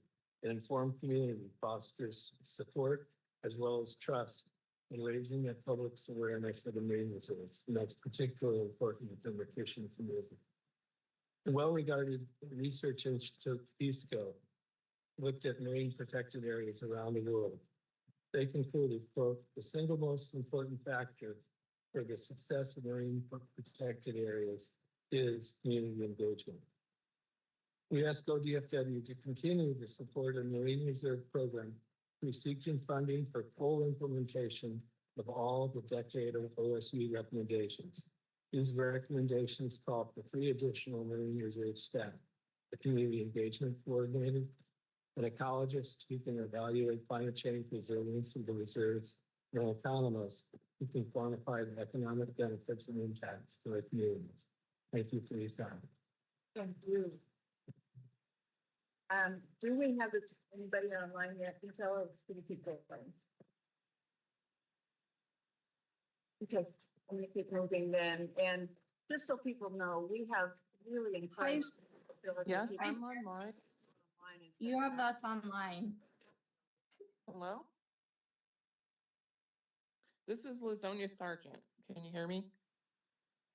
So we will go on to. Lizonia, I can hear you. Hello, the folks online, we're here. I can hear you, Sherry. I'm online too. Okay. Like, what's going on here? They can't hear us, apparently. Chair Yeah. Wall, this is Chair Hatfield Hyde, They, first of the commission I and think they Director- gave her time to Brian Wolfer. I'm the Oregon Policy Advisor at Trout Unlimited. TU is America's largest cold water fisheries conservation organization with over 300,000 members and supporters dedicated to conserving trout, salmon, and steelhead in their habitats. TU is highly involved in the stakeholder discussions leading up to the Rogue South Coast Plan that the commission approved in December of 2021, and we continue to care deeply about that geography. For example, TU is now staffing an in-stream flow restoration project manager in the Rogue Basin, who's responsible for putting together transactions with water right holders that put more water in stream when and where fish need it. This summer, we also partnered with ODFW staff to get the department's summer steelhead logbooks into the hands of interested anglers in hopes of increasing participation in that citizen science program. We're also one of the groups that submitted a letter to you earlier this week about the RSP and concerns about low counts of wild half-pounder steelhead. I wanted to take just a couple of minutes and, speaking for TU only, provide some additional input on the update that you received today with some thoughts about plan implementation over the next year or so. First, I'd like to emphasize that we appreciate the range of challenges that ODFW staff are facing in this region and the scale and distribution of those on the landscape. The illegal cannabis trade continues to divert and use water illegally, as well as cause significant and brazen habitat destruction in the plan area. These activities harm water quality and decrease stream flows, often in small headwater spawning and rearing streams where it's difficult to see or document violations. Notwithstanding those drains on ODFW staff capacity, we applaud ODFW for, at the same time, meaningfully spending down the $8 million in fish passage funds that TU and our partners obtained for the department in 2022, as documented in the update. Our organization does want to highlight the point in your RSP update about low counts of wild half-pounder steelhead in 2022 and 2023. We agree that under the plan, this drop below critical abundance of half-pounder steelhead triggers a shift to catch and release angling regulations for the winter steelhead season of 2024 to 2025 in some rivers.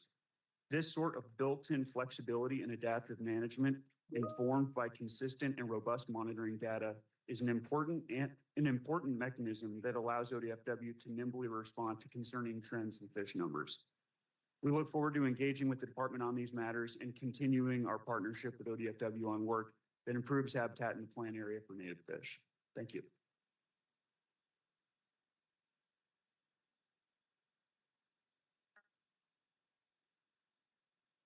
And we will go to someone who'd like to speak about the Oregon Wolf Plan, and Bethany Cotton is in the room. For those people waiting online, we're still trying to work with the vendor to see if we can get the system to work better, so. Chair, well, may I suggest that the other testimony, call my cell phone and I can just put it up to the mic? And that way you can receive testimony from others.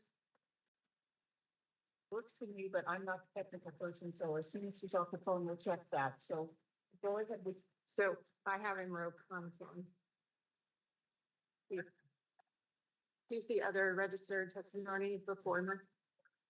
I know you can go ahead, but you have 3 minutes and then we'll try to do the other people the same way. 2 minutes, not 3. No, 3. I'm right. Chair Wall, members of the commission, director. Just have her stop for a second. Hang on a because I'm second. Sure people can hear her and we need to make sure we can get it online. Actually, you know what, Bethany, can you do your testimony first and we'll come back to Anurag because we've got people working on the system at the same Sure. time. Emerald, you need to go first and then I'll call you right back. Just gonna try. I appreciate the try. We just got to make sure that we're fair to everybody. course. So, thank you. Chair Wall, Director Meltzer, and Commissioners. I'm Bethany Cotton, Conservation Director for Cascadia Wildlands, one of the stakeholder organizations involved in the Oregon Wolf Plan since its inception. I thank ODF&W staff for their time and attention in meetings prior to yesterday's workshop and for the information and discussion yesterday. I do want to highlight a few issues that were not adequately covered, however. I echo calls by Commissioner King, Khalil, and Labhart for better inclusion of the significant body of peer-reviewed genetic, social, and biological science published since the last revision, including multiple papers on the relationship between authorized killing, social tolerance, and poaching. I emphasize that a focus on plan implementation improvements must include codification so that they are enforceable, consistent over time, and transparent. Unfortunately, as the agency has decreased its transparency and reduced the information shared with the over 12,000 subscribers to its wolf updates, it has undermined confidence from the conservation community and the public in its decision-making. We ask that the agency find ways to reduce staff workload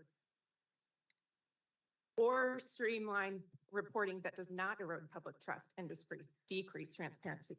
This includes disclosing whether staff have actually visited allotments and confirmed absence of attractants and appropriate use of non-lethals, or just called to ask. The language in the reports implies the former, but our understanding is it is often the latter. I also want to ground the commission in the actual wolf numbers. ODF&W has authorized 16 wolf kills this year, more than doubling previous years. We learned of 2 poachings by gun last week. 1 wolf was shot by a hunter, 1 hit by a car, and yesterday we learned of 7 poachings by poison, meaning our dead wolf count is at least 27 wolves. That is unprecedented. In 2021, the minimum wolf population was 173 wolves, with 26 total mortalities, 21 of which were human-caused, including 8 poisonings and 8 agency killings. In 2022, minimum wolf population was 175 wolves, 20 known mortalities, 17 human-caused, 6 agency killings, and 1 caught in the act. In 2023, we are already at 27 mortalities, all human-caused, over 15% of our wolf population. That number is, of course, assuredly higher with natural mortalities and perhaps yet to be reported poachings. It is very likely that 2023 will be the first year that Oregon experiences not just stagnation in our wolf population growth, but indeed population decline. This is true even before taking into account any wolves transferred to Colorado. Agency authorized killings are twice that of 2021, more than double from 2022, with an increase in the population in those years of just 5 wolves. The figures cited about population growth in the agency report are averages over several years, back to 2018, which is before the last revision. This averaging masks the seriousness of the impact of increased agency authorized killings, as well as poaching from 2020 to today. By contrast, Oregon has over 1.6 million sheep and cattle, with 76 confirmed wolf predations, meaning 0.000005% of the livestock population. We remain in phase 1 in much of the state, and significant suitable wolf habitat remains unoccupied. We clearly need to address the 10 ranches experiencing chronic predation, but risking Oregon's nascent wolf recovery with aggressive agency removals compounded by a poaching crisis is unacceptable. Thank you. I think just a quick pause, so I can try to figure this out.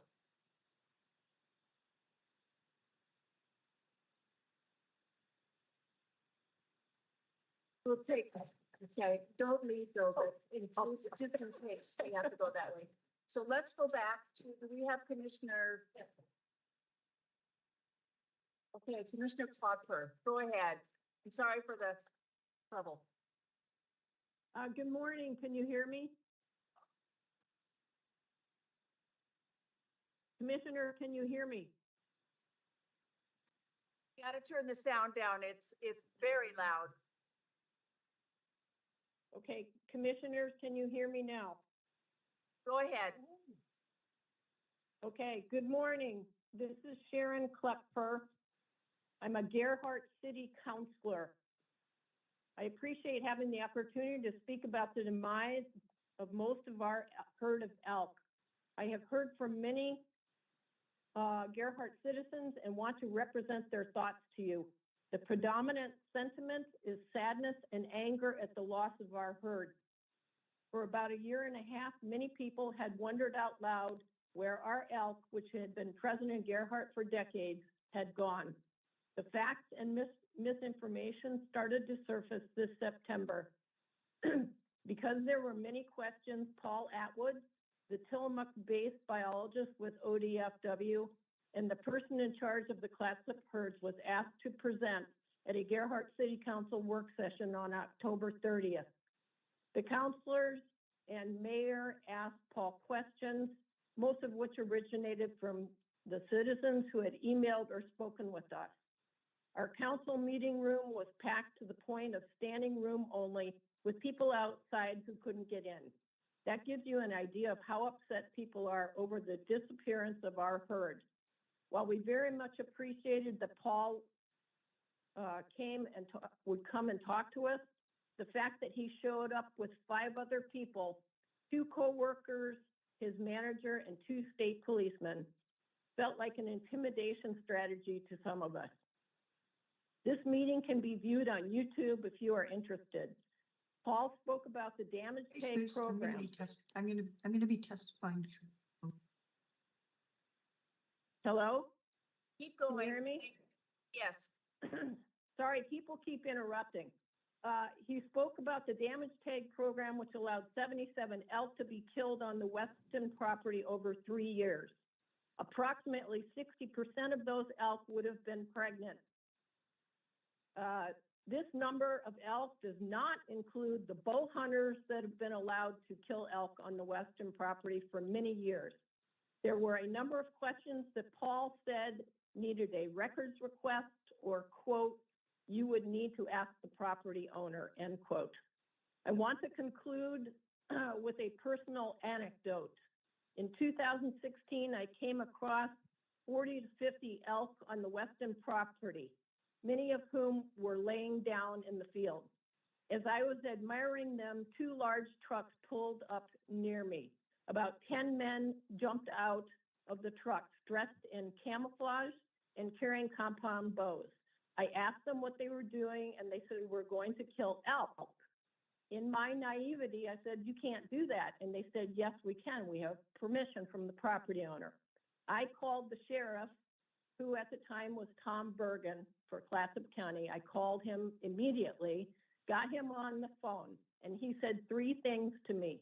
He said, number 1, what they're doing is legal. Number 2, we have been trying to get hunting west of Highway 101 discontinued for many years.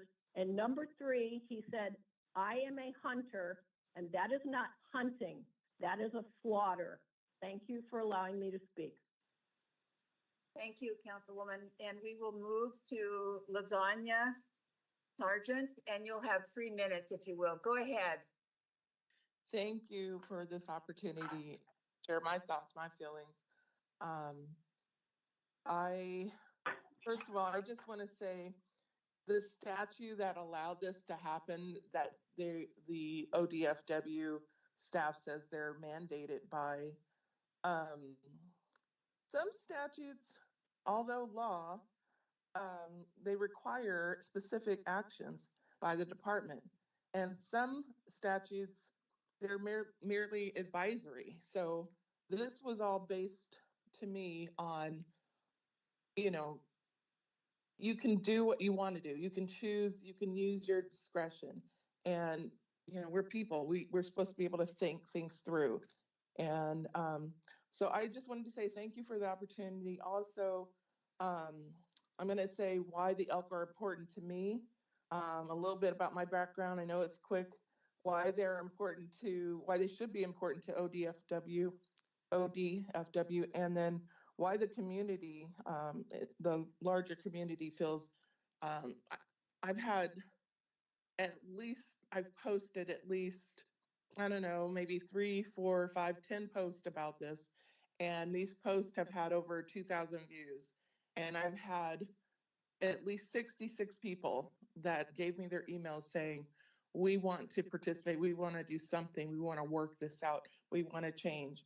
And just so you know, it's important. So thank you for listening to my voice here. And first of all, just my background a little bit. I grew up in LA, concrete jungle. I didn't get to enjoy animals unless I went to the LA City Zoo. Moving to Gearhart 10 years ago, I became acquainted with wildlife. I got to see, just what they're like, and specifically the elk.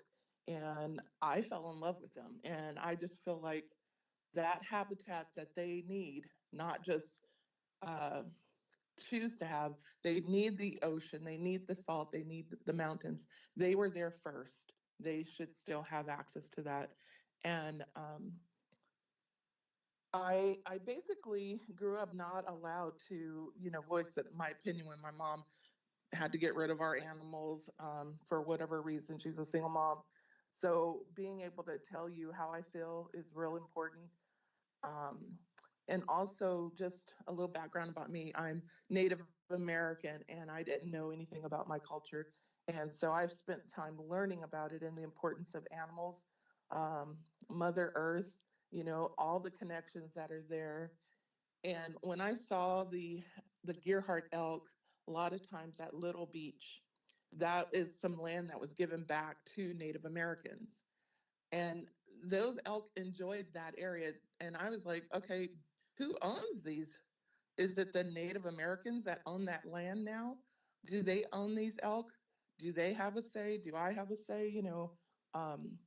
Just to see that one person decide what they're going to do with some elk, and it's going to affect the entire community. I don't think that's right. And the particular law that they're using, that law was changed at least 7 times, 7 amendments, and it still needs to be changed, in my opinion. Anyway, let's go on. I'm told you a little bit about what's that? Sonia, if you could wrap up, we're over time, actually, so, sorry. Okay, well, sure. I just want to say the animals, the elk are not just property. They actually feel. They're sentient animals like any other animals. And so if they feel pain and pleasure, what we're doing to them, in the state of Oregon basically has a lot of case law regarding animals and how that they are sentient animals and that they truly deserve not to be treated cruelly. This is the wildlife are capable of experiencing, pain, and that's what they are. They're victims. 77 victims, and there's 66 people in a group that really care and want to see change, and they hope that you guys will do some research. I just received something back from Mr. Wolf, and the answers that he gave to my questions, I also sent to your group, were not on point. He says he's going to provide a report when the law says that within 10 days, that landowner was supposed to report 3 specific things. And I asked for that information, and he says, Mr. Wolf said, oh, there was bugs in the program. We couldn't get the information to you. People don't know what's going on. So of course people are going to have, random thoughts about, how this went down. I don't understand how that 5 at a time, yeah. I'm sorry, you're really over time quite a bit. We're gonna have to just move on. Sorry. Thank you for your testimony and for waiting. I know it's hard to wait on, and that this has been a difficult technical, but we've got to move on, so I'm sorry. Could we ask for Katie Bernalvin and then Angela Whitlock? Are they on? Yes, hello, I'm here. Go ahead. And you'll have 3 minutes if you will. And if people can really try to keep it to the 3 minutes, that would be really helpful. Great. Good morning, commissioners. My name is Katie Bernalvin. I'm the program manager for the Katy Perpetua Collaborative. The Cape Perpetua Collaborative is a small community group with programming in the area adjacent to the Cape Perpetua Marine Reserve. We work to raise awareness and support for the Cape Perpetua Marine Reserve and marine reserves in general. While we are only a two-person, part-time contracted staff, we have a highly involved board, over 30 volunteers, and we interact with thousands of visitors and locals each year, as well as local businesses. Thank you for providing this opportunity to speak and this opportunity to voice my support for the Marine Reserve Program. Marine reserves and marine protected areas are established all over the world. These areas are essential to reach global biodiversity conservation goals. Not all MPAs offer the same level of protection from extractive activities, but marine reserves, being fully protected MPAs, are among the best area-based conservation strategies to conserve ocean spaces and thus promote positive benefits for people and nature.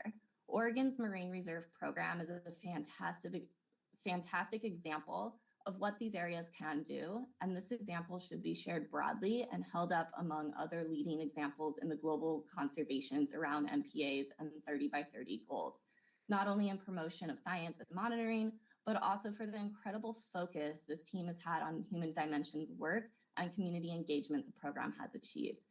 And that I'm speaking before the budget cuts.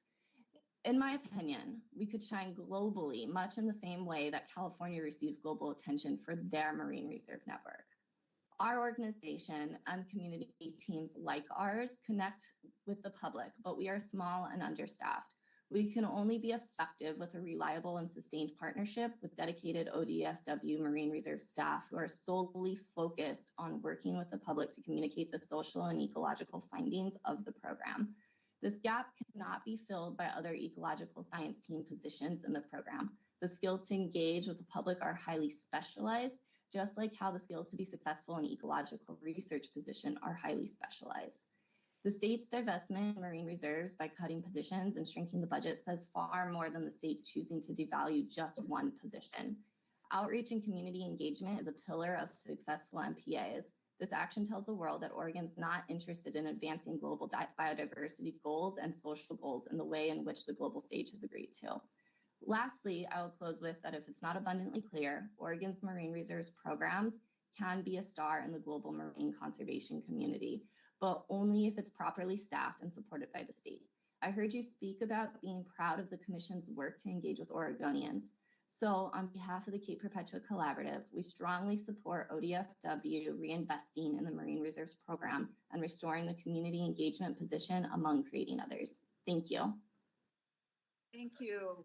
Let's move to Angela Whitlock, and then we will go to Mark Sherwood. Angela, and you'll have 3 minutes. Good morning. Thank you. Thank you, Chair Wall and Commissioners, for this opportunity to speak in support of Oregon's Marine Reserve Program. My name is Angela Whitlock, and I'm the Marine Program Coordinator with North Coast Land Conservancy. I'm joining you from Seaside, Oregon. Our program, our community team represents Cape Falcon Marine Reserve, one of Oregon's 5 beautiful marine reserves. Cape Falcon Marine Reserve is the northernmost and youngest of the 5. Our community really values the scientific research done by the ODFW Marine Reserve Program. It informs us of changing ocean conditions that affect all of us, whether we live on the coast, live in the valley, or whether we're in the middle of the country or anywhere on the globe. The changing ocean conditions that affect us are ocean acidification, hypoxia, and thermal changes, things that have affected our species, such as sea star wasting syndrome. We need to know more about these things. We also really appreciate the work that the Marine Program has done to tackle issues in our local human communities, such as continuing to improve our fisheries management. My community team has a really robust education and outreach program that helps disseminate the ODFW scientific research to the public. We have a Tideful Ambassador program. We get boots on the beach down at Short Sand Beach, and we're able to connect with visitors, not only from outside of our community, but from outside of our state and from all over the world about the amazing research that is being done by this program. a very critical link to getting this information that we can share is the community engagement position that we lost recently. And we're very much feeling the loss of that position. In order for Oregon's Marine Reserve program to be fully successful, it needs the capacity to move forward with the OSU decadal assessment. And an addition of key positions such as an economist, an ecologist, and an ecologist fellow, and in addition to return the community engagement position, which not only works with the Marine Reserve community groups, but can be a liaison between the fisheries and local tribes. So I just wanted to express how much I love our Marine Reserve program and looking forward to its continuation. And thank you so much for your time. Thank you, Angela, and appreciate staying within your time. That was great. Mark Sherwood, 3 minutes for you as well. Yeah, thank you. Yeah, good morning, Chair Wall, Commissioners, Director Melcher. Sorry I couldn't join you there today, but I appreciate the opportunity to give testimony online. I'm Mark Sherwood. I'm the Executive Director of the Native Fish Society. We're a conservation nonprofit organization based in Oregon that exists to cultivate a groundswell of public support to revive abundant wild fish, free-flowing rivers, and thriving local communities. Today, I'm providing testimony related to the implementation of Oregon's climate and ocean change policy, specifically related to native fish, high water temperatures, and cold water refugia. I also wanted to offer a few short comments on rogue steelhead, as I served as a stakeholder in the Rogue South Coast planning process. Commissioners, we're in the final days of 2023, and once again, our current year is now the hottest year on record. The need to protect cold water native fish species has never been greater. We appreciate the reports presented today on the temperature monitoring effort. This represents a ton of work, and the quality of the temperature data collection effort, in particular, the ability to send automated alerts to stakeholders based on forecasting, is a really exciting prospect. Really, really cool to hear about that. Since the adoption of ODF&W's climate policy in 2020, Native Fish Society has kept a keen interest in moving from our current ad hoc emergency fishing regulations when river temperatures get too hot to something better, a science-based and clear angling regulation framework that protects native fish from high mortality due to angling encounters when we have high river temperatures, hot water. We also are looking for a regulation framework that safeguards fish seeking refuge in cold water habitats and ensures that wild fish are kept in the water during catch and release. We were hoping to hear a timeline on when this temperature effort was going to be moving from identifying, a temperature monitoring mechanism and cold water refuges to implementing this regulatory framework. We didn't hear anything about that timeline. We were especially hoping that we would hear that such a framework would be implemented by this coming summer. And again, not really sure when it's going to move from getting data to putting it on the ground in terms of regulatory change. If this angling regulation framework implementation is still a ways off, we would love to hear from the department what it needs to complete this task soon. We're happy. We want to advocate on behalf of this effort, on behalf of the department, what it's working on.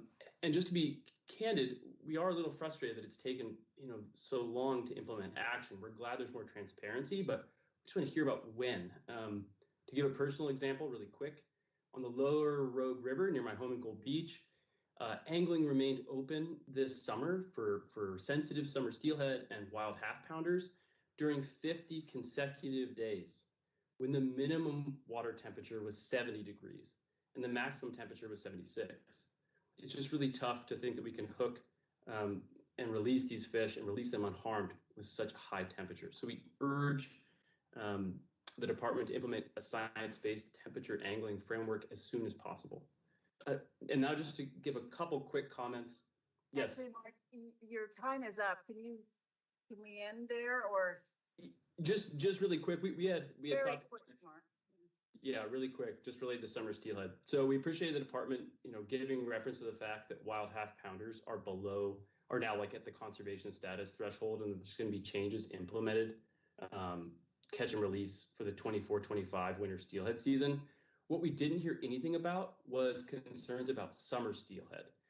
We know that 65 There's a new study that was recently published and co-authored by ODF&W. It found that 65% of half pounders are summer steelhead. And we know that 95% of summer steelhead expressed a half pounder life history. And yet there wasn't really a mention about, a forthcoming like low return of those fish. So we just, we would love it if ODFW biologists and conservation staff would open a conversation with stakeholders to discuss management actions to better support and protect sensitive summer steelhead. Thank you so much for your time. Really appreciate it. Thank you. Thank you, Mark. We have one more person online and then one more person in the room. And just so people know, we have a lot of people asking us to move the public forum to 2 minutes instead of 3 minutes. So we're really trying to keep within the 3 minutes. So I'm not just being a jerk about it. We need to stay within the 3 minutes. Amarok Weiss, go ahead, and then Colin, or Conrad, sorry, you'll be next. So Thank you. Amarok, go ahead. Thank you. Chair Wall, members of the commission, Director Melcher. My name is Amaruk Weiss. I'm the senior wolf advocate with the Center for Biological Diversity. I live in California, but previously lived in Talent, Oregon. My comments today are made on behalf of our more than 32,000 Oregon members and supporters. Sorry, we have live huskies in the room. Yesterday, I watched what I could of the wolf workshop. Technical problems with the internet where you are meeting interfered a great deal with the live stream to the public, unfortunately. But in addition, I've read the department's draft analysis of whether or how the wolf plan might need updating. In both yesterday's presentation and the draft report, the department makes clear its intention to streamline everything as much as possible, continue implementing the plan with no major changes, and without updating chapters, with the voluminous amount of new science that has been published since the last plan. Science whose findings are highly relevant to strategies for modern day wolf management and conservation. Streamlining things can make you feel you have accomplished something, but it also can blind you to what has been lost and to what or who suffers as a result. The department's streamlining of how it reports livestock wolf conflict to the public has meant a grave loss to the public of valuable information. The department's desire to not have to update the plan with all the new science has at least two very inclement outcomes. First, the public learns nothing of the increasing body of research showing that allowing the killing of wolves, whether by agencies, ranchers, or through state-sanctioned recreational trophy killing, decreases social tolerance for wolves. Nor does the public learn of the increasing body of research showing that using non-lethal methods is more effective in resolving conflicts and killing wolves, and that killing wolves can lead to more conflicts and is quite harmful to the social and biological dynamics within wolf packs. And these new scientific studies are not embodied in the plan. That means the department is not held accountable to implementing wolf conservation and management in ways that are supported by current best available science. The department thinks plan implementation is a success. My colleagues and I in the conservation world don't think so. The exceedingly high tally of wolves killed this year due to agency kill orders tells us that the plan as implemented currently isn't working for wolves. The shockingly high increase in wolf poaching tells us the plan as currently implemented isn't working for wolves. What these two factors in combination do suggest, however, is that the current best available science, which concludes that killing wolves decreases social tolerance for wolves and increases poaching, seems to be playing out exactly that way in Oregon. Yet with its focus directed at streamlining, the department has left it to members of the public like us to bring this deadly connection to your attention. There's far too much to cover in my limited time. I look forward to more opportunities in the new year to give input on updating the wolf plan. Thank you. Thank you, Amaruk. And thank you for tolerating the technical issues. Colin Gowell, and this is our last person under public forum. Then we'll do two quick, or not quick, we'll do one quick and one slightly longer exhibits and items, and then we'll take a quick break. So go ahead on that. Chair Wall, Director Melcher, members of the commission, my name is Conrad Gowell. I'm here speaking on behalf of the Wild Fish Conservancy, organization dedicated to preserving, protecting, and restoring the Northwest's wild fish and the ecosystems they depend on through science, education, and advocacy. I wanted to make sure you're aware of our concern about the challenges facing Chinook salmon region-wide. You may have heard some of our work and advocacy on the Pacific Salmon Treaty fisheries in Southeast Alaska. But more broadly, I just wanted to speak to you about the challenges that we're seeing in abundance, life history, and size of Chinook region-wide. Starting with size, I think it's no surprise to many anglers and many scientists studying Chinook that they're getting smaller. And that's a trend region-wide. And we are getting ready to publish a peer-reviewed science paper on the effect mixed maturation ocean fisheries have on the size of Chinook. One of the challenges that those fisheries face is you do not know if a Chinook will stay in the ocean another year or if it will return to freshwater that year to spawn. And so you end up disincentivizing Chinook salmon staying in the ocean longer and longer. And it also becomes incredibly hard to track back when those fish would have come back to the river and figure out total harvest rates, especially on sensitive ESA listed populations that may be very small in size. That leads me to my next point, which is abundance. Oregon ocean fisheries are managed under an ESA framework, but that's not true of all fisheries across the Pacific coast. In many areas to the north of us, in British Columbia and Alaska, the fisheries are based on abundance-based management frameworks. And that means small little populations like spring Chinook in the Siletz River that may have just a few hundred individuals are lumped in and can be harvested at a rate based on an abundance index of the entire Chinook population coastwide. That makes it incredibly difficult to make sure you're reaching escapement goals and protecting those sensitive stocks. And then finally, I wanted to speak on the challenges we're having with different life histories of Chinook. It's no surprise that spring Chinook are struggling region-wide. There are a number of petitions just recently. Washington Coast spring Chinook were accepted into a year-long review. As I'm sure you're aware, Chinook salmon on the Oregon coast are currently being reviewed, and we need to take these issues seriously. When I cannot figure out what the total harvest rate on a small population of Chinook like the Siletz River Chinook is, we know we have a problem. This is true for Willamette spring Chinook. It's true for Lower Columbia threatened endangered Chinook. And I think we deserve to think about what our paradigm is around Chinook management and think about how it might change in the future. I'm happy to answer any questions on our advocacy and would welcome a conversation with the Pacific Salmon Treaty staff as well. Thank you. Thank you, Conrad. Seeing no questions, we will move to the next item, which is Chair Wall, I have. Commissioners. Oh, you have a question for Conrad? No, just in general, about the testimony in terms of, we, the commission, keep hearing a lot about the Marine Reserve Program. Here's hoping that the legislature is hearing a lot about the Marine Reserve Program because this commission and this department fully supports it. We were not a part of the issues surrounding the loss of the community coordinator.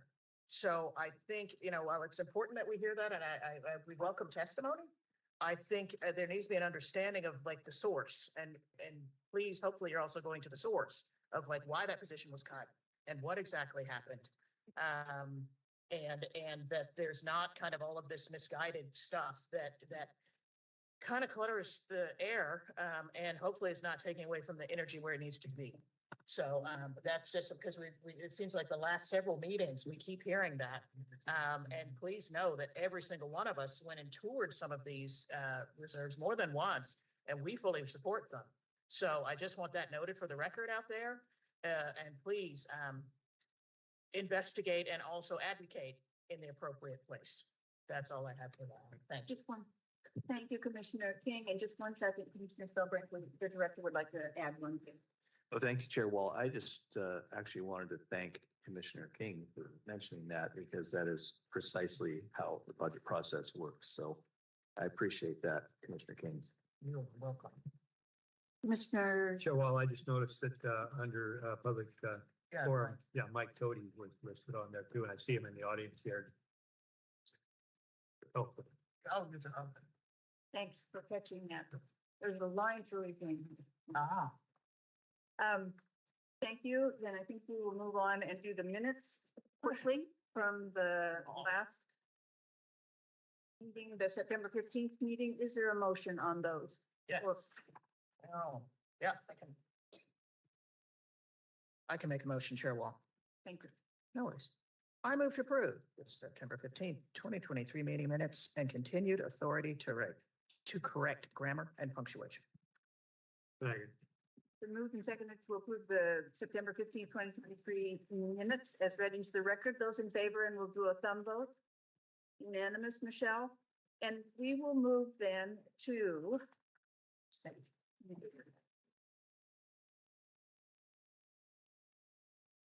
item, topic B, Oregon sage grouse core and low density habitat map and update. And we will take a short break after this item.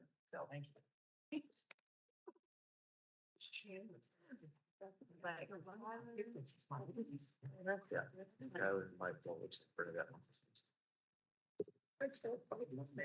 So Bernadette, you want to start and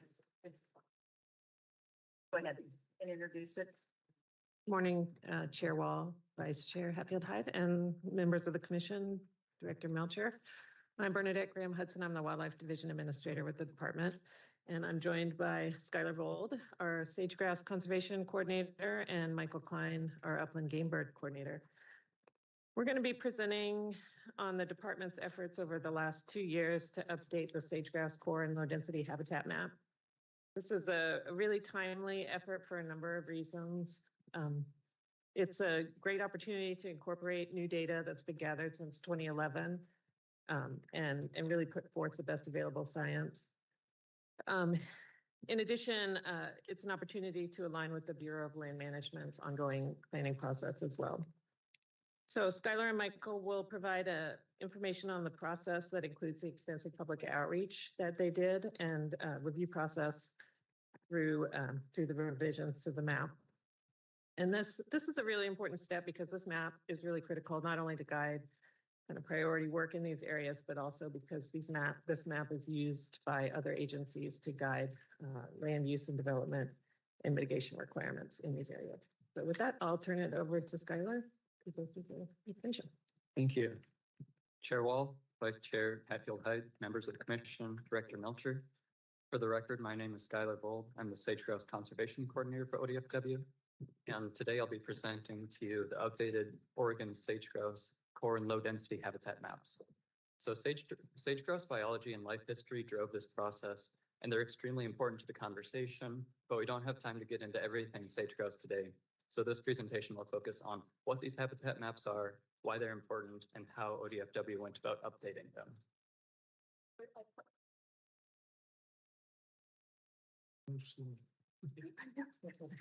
So the core habitats are defined as the areas that are necessary to conserve 90% of Oregon's sage-grouse populations. These areas contain most of the habitats where we know sage-grouse nest and breed. Low-density habitats are defined as the areas that provide additional breeding, summer, and migratory habitats.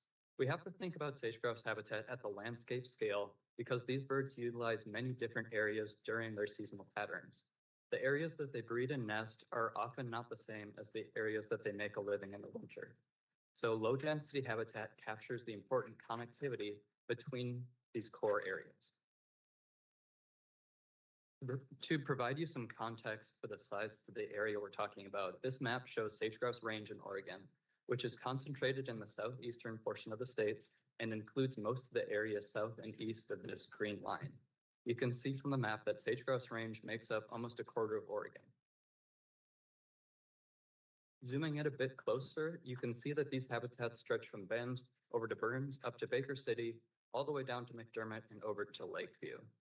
This map shows the existing core and low density habitat, which were originally delineated in 2011. So this current habitat map has been in place for about 12 years. I tried to use consistent colors throughout the presentation, where the core areas are in shades of red and the low density areas are in shades of blue. ODFW's sage-grouse habitat map is important because It's used to communicate in a transparent fashion where sage-grouse habitat needs to be protected and enhanced for the long-term conservation of the species. This map is used to prioritize where habitat restoration and enhancement projects should be sited, and it's used to direct funding to these areas for the greatest benefit of Oregon's sage-grouse populations. So for example, in Oregon, the NRCS uses the sage-grouse habitat map as a criteria in their sage-grouse initiative project selection process.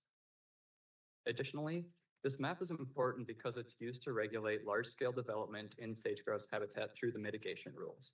So OAR Chapter 635, Division 140, Rules 0 through 25 define ODFW's sage-grouse mitigation policy. OAR Chapter 660, Division 23, Rule 115 is DLCD's Greater Sage-Grouse Rule, which refers to ODFW's sage-grouse map. So neither of these rules preclude large-scale development in sage-grouse habitat, but large-scale development must follow the mitigation policy. So for example, Deschutes County is currently in the process of siting a new landfill in the eastern portion of the county. One of their considerations during this siting process is the sage-grouse core and low-density habitat map.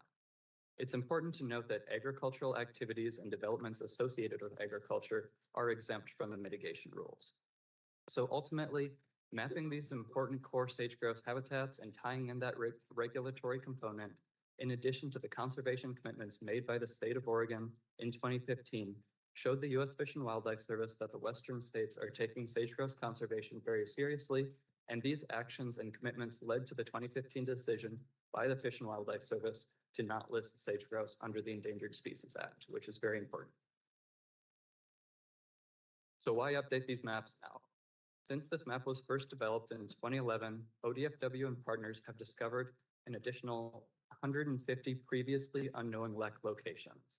A lek is the term for the communal breeding areas where sage-grouse congregate and the males display for the females. The sage-grouse breed at these same lek locations year after year, making it relatively easy for us to track their population trends over time by counting the number of males in attendance from one year to the next. Oregon's sage-grouse research projects have contributed over 1 million additional GPS locations to the database, and there's also new habitat suitability models that are available since 2011. Finally, Oregon isn't the only state updating its sage-grouse habitat maps. Because the BLM is currently undergoing an amendment to their sage-grouse management plan, many of the Western states are updating their maps to be in alignment with the BLM. For Oregon, BLM's sage-grouse priority habitat management areas, or PHMA, match up almost perfectly with ODFW's core areas. We want this alignment to continue going forward and under the BLM's management plan.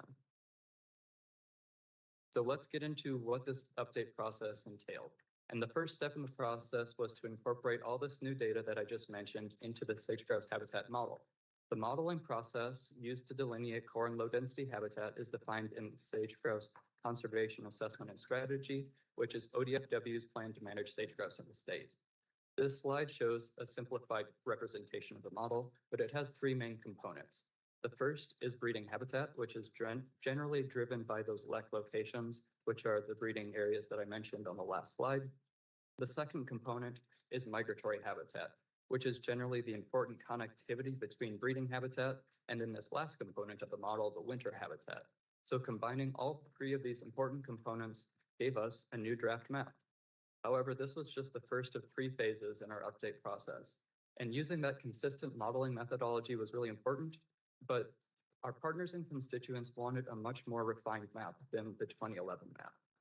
So you can see from this map, small circles in the model were delineated, and this is because we know sage-grouse generally nest within 4 miles of the lek at which they were bred. So often this model overpredicts the amount of habitat due to this parameter. The next few phases of this process helped refine the map. So during the second phase of the process, we provided the phase 1 map to all of the ODFW district biologists in sage-grouse range, and we met with our cooperating agencies, including the BLM, Fish and Wildlife Service, U.S. Forest Service, and DSL, to gather input on how well the model predicted what we know as sage-grouse habitat.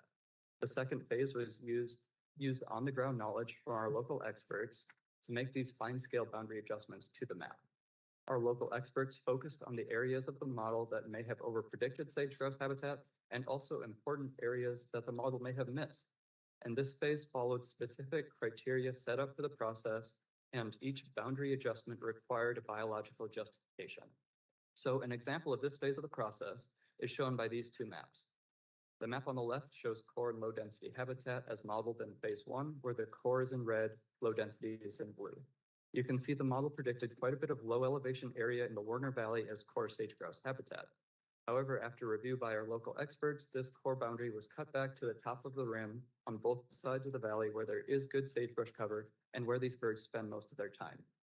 But you'll notice that a corridor of low density habitat was left in between these core areas, and we have sage-grouse GPS data that showed movement between the core areas through this corridor. It's also the only patch of sagebrush in this area, which helped us delineate the boundaries of this corridor. So once we completed our internal cooperating agency review, we published the first draft of our updated map and moved into the next phase of this process, which was the full review by all of our sage-grouse conservation partners and county elected officials or their representatives and the public. So during this phase of the process, we met with county commissioners or planning directors, and we held public meetings in each county with sage-grouse habitat. These meetings were held in Pineville, Bend, Burns, Lakeview, Baker City, and Jordan Valley. We also met with all 5 of our sage-grouse local implementation teams, which are the locally led collaborative groups focused on working across land ownership boundaries to enhance or restore sage-grouse habitat. LITs are made up primarily of land managers, including local ranchers, SWCDs, state and federal partners, and also conservation groups in some cases. So we received many helpful comments during this phase of the process, and we considered and responded to all the comments that we received. So the final draft map includes suggested revisions for many of our partners in the public.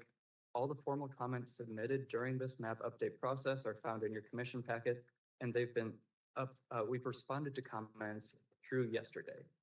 So it's important to note that the same criteria used during the internal and cooperating agency review were also used to make boundary adjustments during the public and partner review. Once again, all of these adjustments required a valid biological justification. And the next 3 slides that I'll show will go over examples of this phase of the process. The first example looks at sage-grouse habitat just outside of Baker City. As a reminder, the core habitat is in red and low density is in blue. You can see on the left, the model includes a significant amount of developed area around Baker City. After review by our local experts, this core habitat boundary was cut back to the east where there is sagebrush habitat and used by sage-grouse. I bring up this first example because of the comments we received in opposition to including areas adjacent to Highway 86 as core habitat. So in this case, the data that we have on sage-grouse leks in the area and the presence of sage-grouse habitat directly adjacent to the highway did not support removing this area from the map. Again, it's important to remember that sage-grouse are a landscape scale species, so maintaining connectivity through our core habitats is essential for the species conservation in Oregon. The next example addresses comments from OSU and ONDA regarding low-density connectivity corridors between our core sage-grouse areas. So on the left, you can see this is the map from the first draft, and on the right is the map after our review of comments by OSU and ONDA. The addition of these low-density areas of connectivity reflect sage-grouse use from GPS data provided to the department by OSU, and it captures additional area of high-quality sagebrush habitat, or what we would call State A habitat, on the north end of the Warner's core area. And then this last example that I have addresses comments we received from Roaring Springs Ranch, which took us back to that map scale and precision discussion. So on the left, you can see the map from our first draft, and on the right is the map after the review of our review of comments from Roaring Springs. You won't notice many changes, but the comments from Roaring Springs suggested that we take a more fine resolution approach in this area and exclude the steep west-facing slopes below the rim and exclude the large deep canyons that sage-grouse wouldn't use in this area. So we know sage-grouse stick to the tops of these rims, and since there's no sagebrush on the steep west-facing slope below the rim, this was a biologically justified adjustment. The other suggestion from Roaring Springs focused on this finger of low density, where they pointed out the lack of sagebrush cover and dominance by crested wheatgrass and invasive annual grasses precludes this area from being used by sage-grouse. Again, this was a biologically justified suggestion, which allowed us to make this adjustment. So after completion of these 3 phases, voila, here's the finished product. This is how we arrived at the final draft, which we're presenting you today. And I'm going to show some key differences between the 2011 map and the updated map. But the first thing you might notice is that there's more connectivity in this updated core than the 2011 map shows. Overall, the proposed map has an additional 1.4 million acres of core habitat and about 500,000 acres less low-density habitat than the 2011 map. So in addition to those over 150 additional leks that we discovered since 2011, the main reason that we're seeing more core areas in the 2011 map compared to in the updated map compared to the 2011 map goes back to ODFW's Sage-Grouse Conservation Assessment and Strategy and the definition of core. So core habitats, once again, make up 90%, or are those areas that are necessary to conserve 90% of Oregon's sage-grouse population. Now, because we have fewer sage-grouse than we did in 2011, this results in more of the low-density areas becoming core areas. So for example, a lek with 10 birds in 2011 may have been defined as a low-density lek, but now that the lek sizes are generally smaller in Oregon, the cutoff for core habitat is lower, so a 10-bird lek now may meet the definition to become a core lek. It's also really important to note that about 92% of this additional 900,000 acres of habitat added to the map is on public lands, mostly BLM lands. It's also important to point out that as much of this additional acreage can be attributed to holes in the 2011 map. So this slide shows an example where the 2011 core areas are in solid pink and the revised core is overlaid in red hatch on top. You can see a few spots in this example around the Guano Valley that are now included as core habitat, mostly due to that second and third phase of our process, where we made those fine scale boundary adjustments, where the 2011 map relied more on the model in this area. So our proposed revision of the core habitat in this area captures all of the high quality sagebrush habitat and then excludes the low-lying areas of the Guano Valley where sage-grouse travel across, but they don't spend much of their time. And then this last set of slides shows some of the key differences between the 2011 map and the proposed map. So the areas in solid pink are the 2011 core, areas in solid blue are the 2011 low density. The proposed core is overlaid on top of these 2011 layers in red hatch, and the proposed low density is overlaid in blue hatch. The areas that you can see in white in the background are the new additions to the map. And then where you see solid colors are the areas that we're proposing for removal from the map. So overall, there are many similarities, but there are areas that were not considered sage-grouse habitat in 2011 that now are, and there are areas that were considered sage-grouse habitat in 2011 but now aren't. One area there's quite a bit of additional low density and core habitat is east of Summer Lake and southwest of Riley.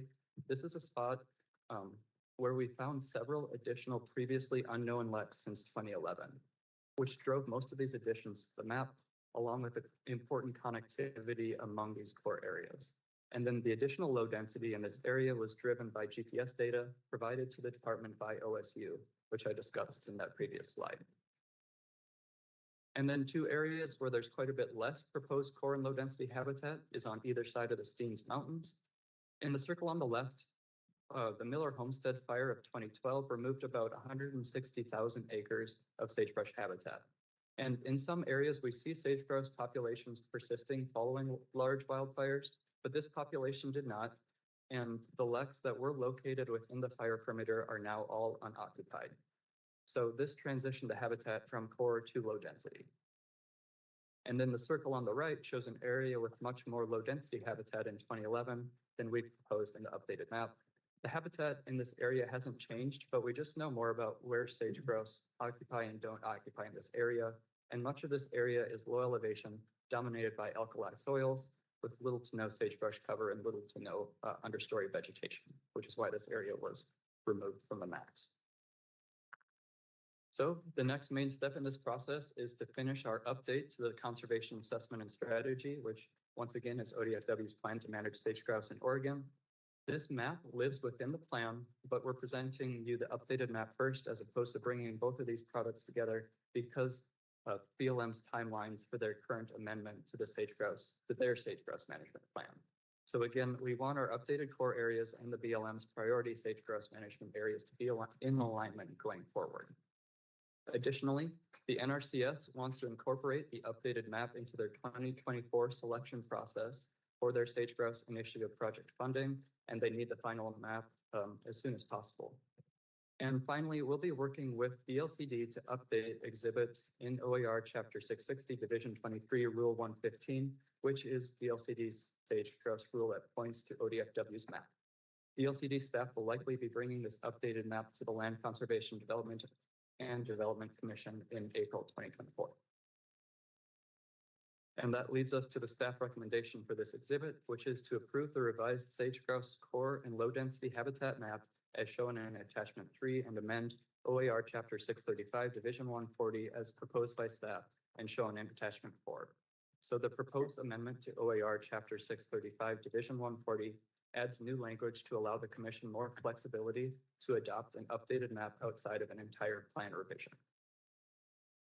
Thank you. Go ahead with the next part and then come back to questions for both of you. And I bet there will be some questions, so go ahead. Oh, I don't have any. Oh.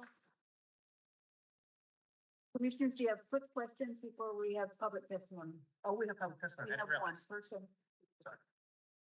Then can we ask you to stay close but step away until we can bring up Michael Cody to talk about this one for 3 minutes? Thank you. Thank you.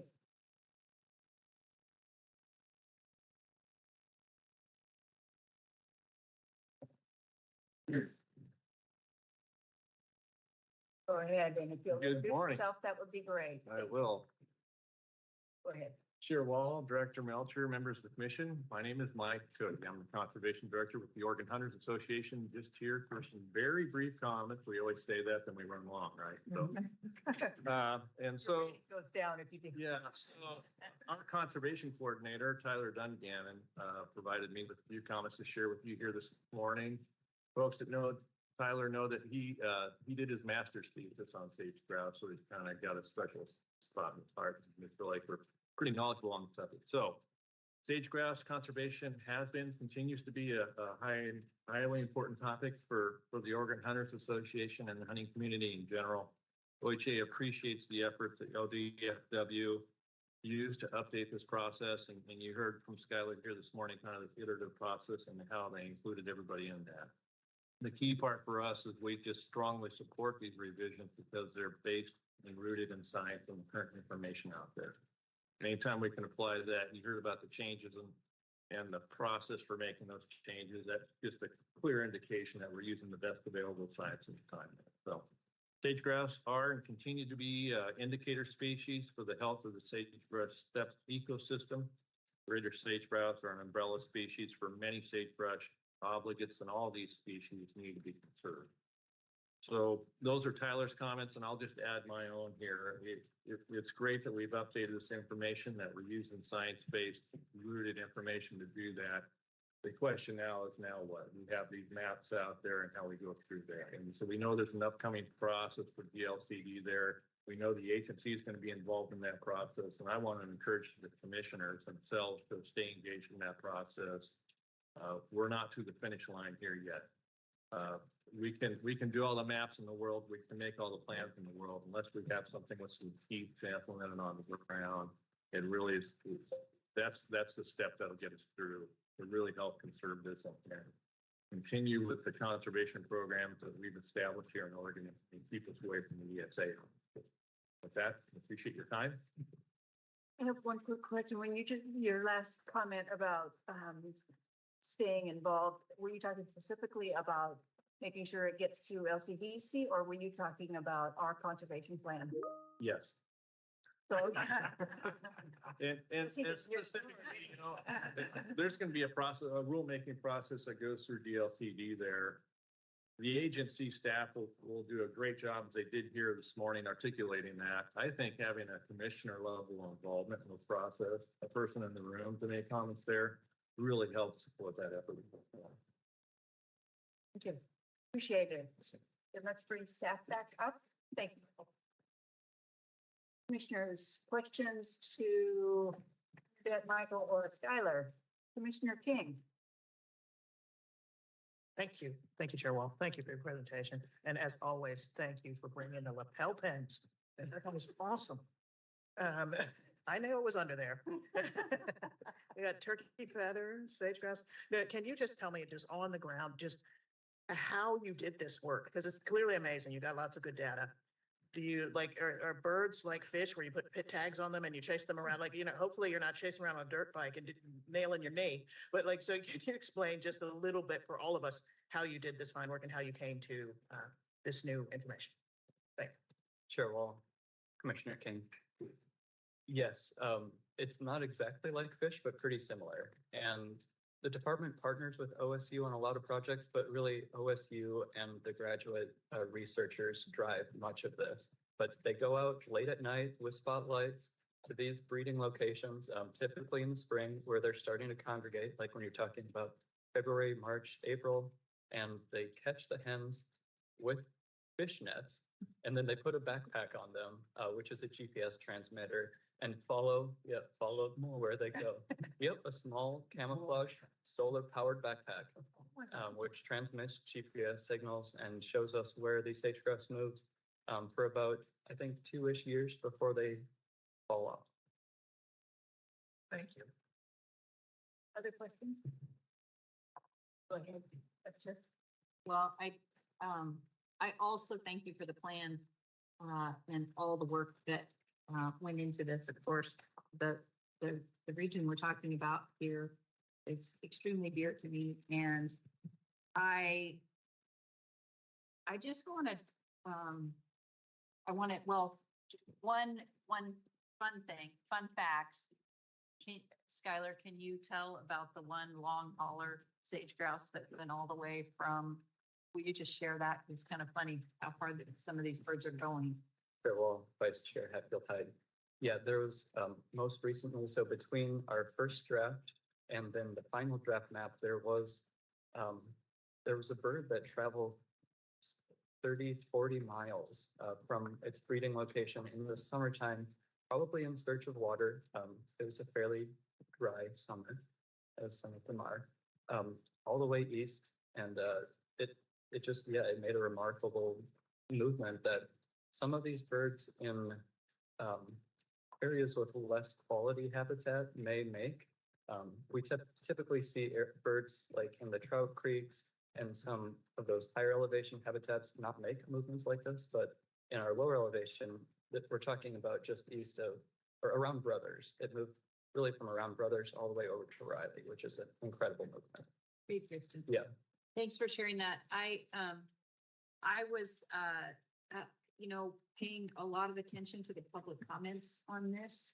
And I want to really appreciate Brian Wolfert and Sean Clemens, and then you, Skylar, for going one by one through the public comments with me about concerns that came up. And I just want to say what an excellent job you've done working with the public on this and working through those comments before they got here. There were some comments where the science showed that things need to stay where they are, and others where you worked with communities. And I think that the whole sage grouse program in Oregon is such a model of cooperation on the land with communities, and getting restoration continuing to go. And I think these updated maps will just further those efforts. And then I have one other thing to say, which I know will go on and on because we're talking about the desert. We've got to give it time. I was fortunate enough to be on a sage grouse tour with Skylar. When was that? Last summer. The tours run together with me. And we were standing in a beautiful little patch of desert, and I kind of asked the group, what birds, actually I asked some birders, what birds are you hearing right now? And the birders were kind of, And Skylar just piped up and had, like he knew all of the bird sounds that we were hearing right there in that moment, just like that on top of it. So it's just a joy to have these kind of experts on staff in Oregon that do things like that. So I'm very much support this update. Thank you.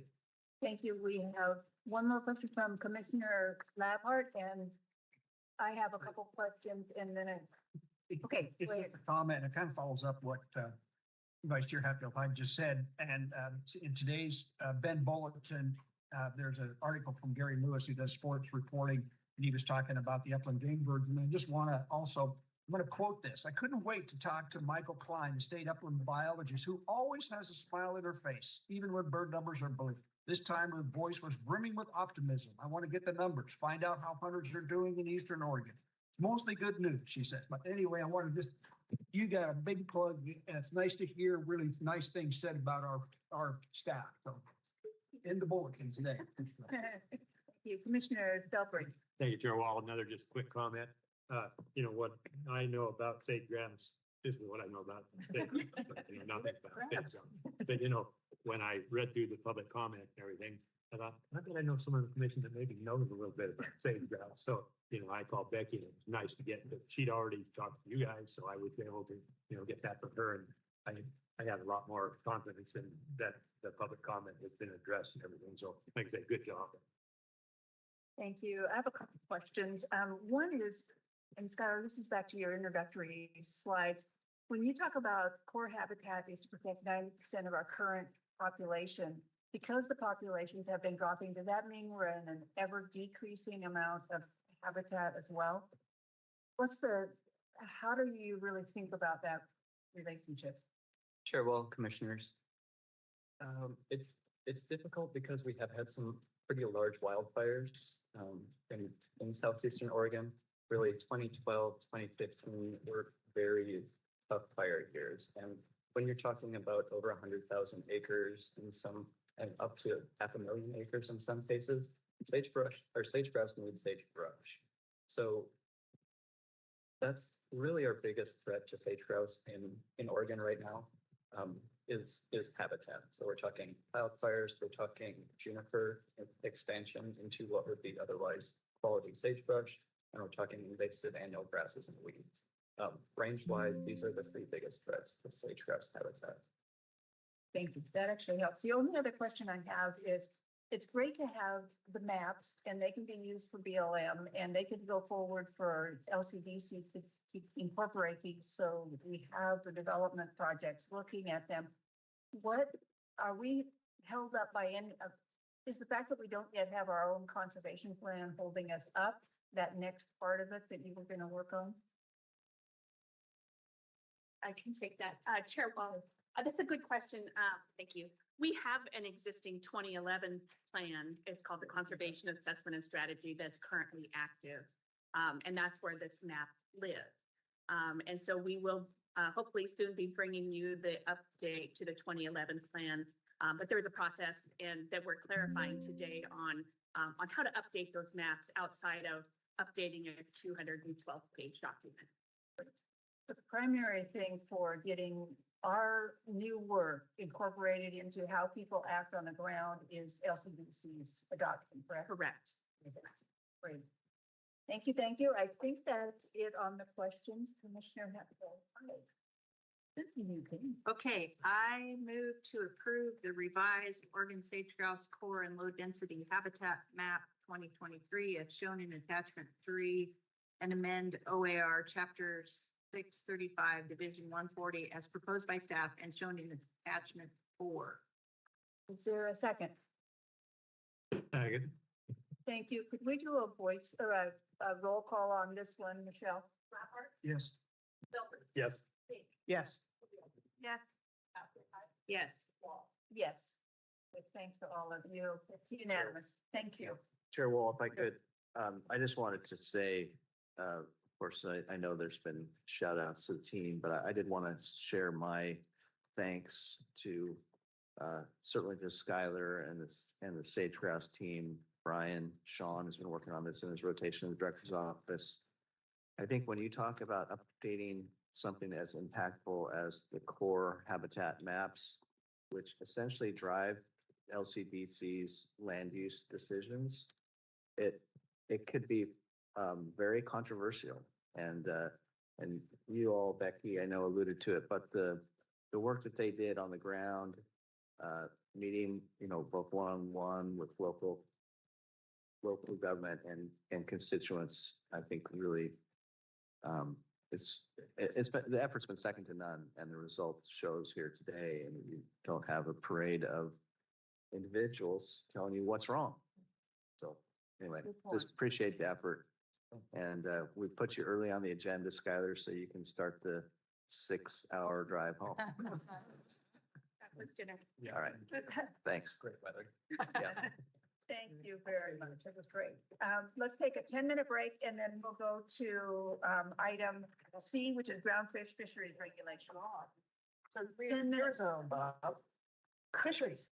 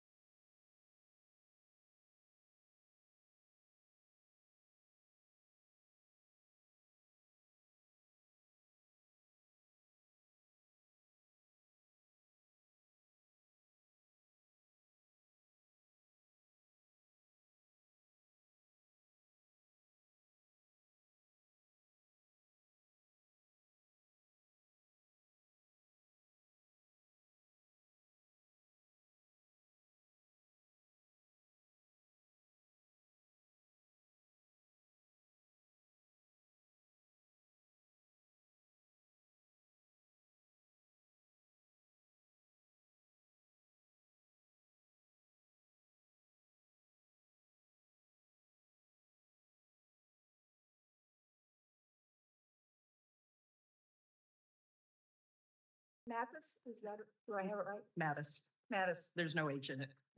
got it. Is going to talk to us about this, so go right ahead. Alrighty, thank you, Chair Wall, Vice Chair Hatfield Hyde, and Commissioner Melcher. I'm Lynn Mattis. I am the Marine Fisheries Management Section Manager, which I think I can get management in one more time there, at the Marine Resources Program. And I'm going to be presenting to you on the 2024, or on the ground fish exhibit today, which also includes an update to the territorial sea plan. Okay. Normally, when we give this December groundfish exhibit, we give some slides and some presentation on the annual nearshore fishery report to the commission. This is required by, providing a report on this is required by statute based on legislation. However, since there is no commission action with this report, we have just provided it as a written report at this time. But I'm assuming you all know you can contact staff if you have additional questions. So under issue 1 of the 2 issues, we've got the groundfish regulations for 2024. I'm going to move through the following 4 items, which is the 2024 federal rules, the state harvest guidelines, commercial groundfish management, and recreational management measures. I first want to provide you a little bit of information on how overall catch limits are set, since these are a key conservation tool and a critical part of setting sustainable catch limits as part of the management process. This diagram should look familiar, as Jessica Watson presented it to you in explicit detail last year. I'm showing it again as a reminder that setting sustainable catch limits is a multi-step process involving state, federal, and tribal biologists, economists, researchers, and modelers. Groundfish assessments off the U.S. West Coast go through a vigorous peer review process, including outside independent expert reviewers, to ensure that the best scientific information is incorporated.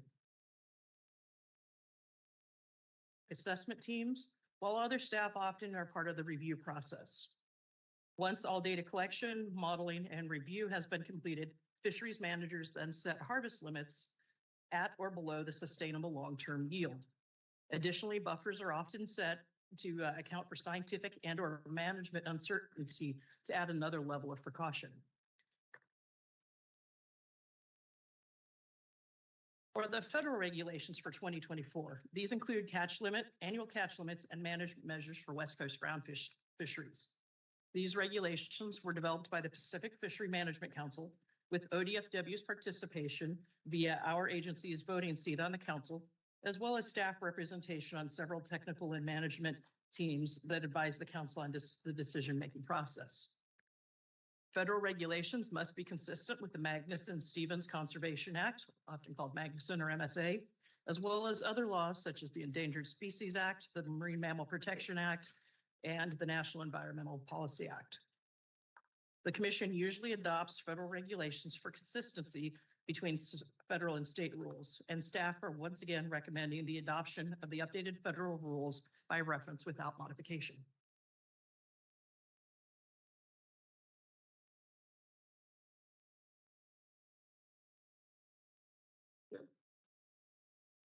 Too far.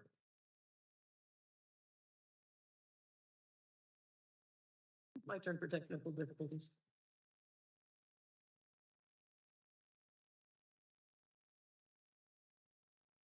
There we go. So once we have adopted the federal harvest guidelines or the federal limits, then the next step is distributing the overall federal catch to Oregon for each species or species group to the commercial and recreational fisheries via harvest guidelines or soft limits for each sector. Note that the catches from the new tribal MOUs are counted as part of the recreational sector, not part of the commercial sector. Having these harvest guidelines allows us to manage the sectors independently of one another so that they are not competing for fish during the season. In the table on this slide, each row is a species or species group, and under the names in the left column, in parentheses, are the total 2024 federal limits. As an example, for black rockfish, it's a 512 metric tons. In the allocation column, the percentages show how much of the allocation of the total limit for each species or group was assigned by each sector for 2023. Again, looking at black rockfish as an example, The commercial sector received 20%, 24% of the total limits, which equaled 122.9 metric tons, shown in the 2023 HG column. In general, these same proportions have been used since they were adopted, with some minor changes, but no major policy changes have been enacted since the early 2000s. On the right are the staff recommended harvest guidelines, which result from applying the status quo proportions to the total limits, and that is outlined in the blue box on the slide. When the state harvest guidelines are approached in season, management measures may be taken, but are not required to be taken.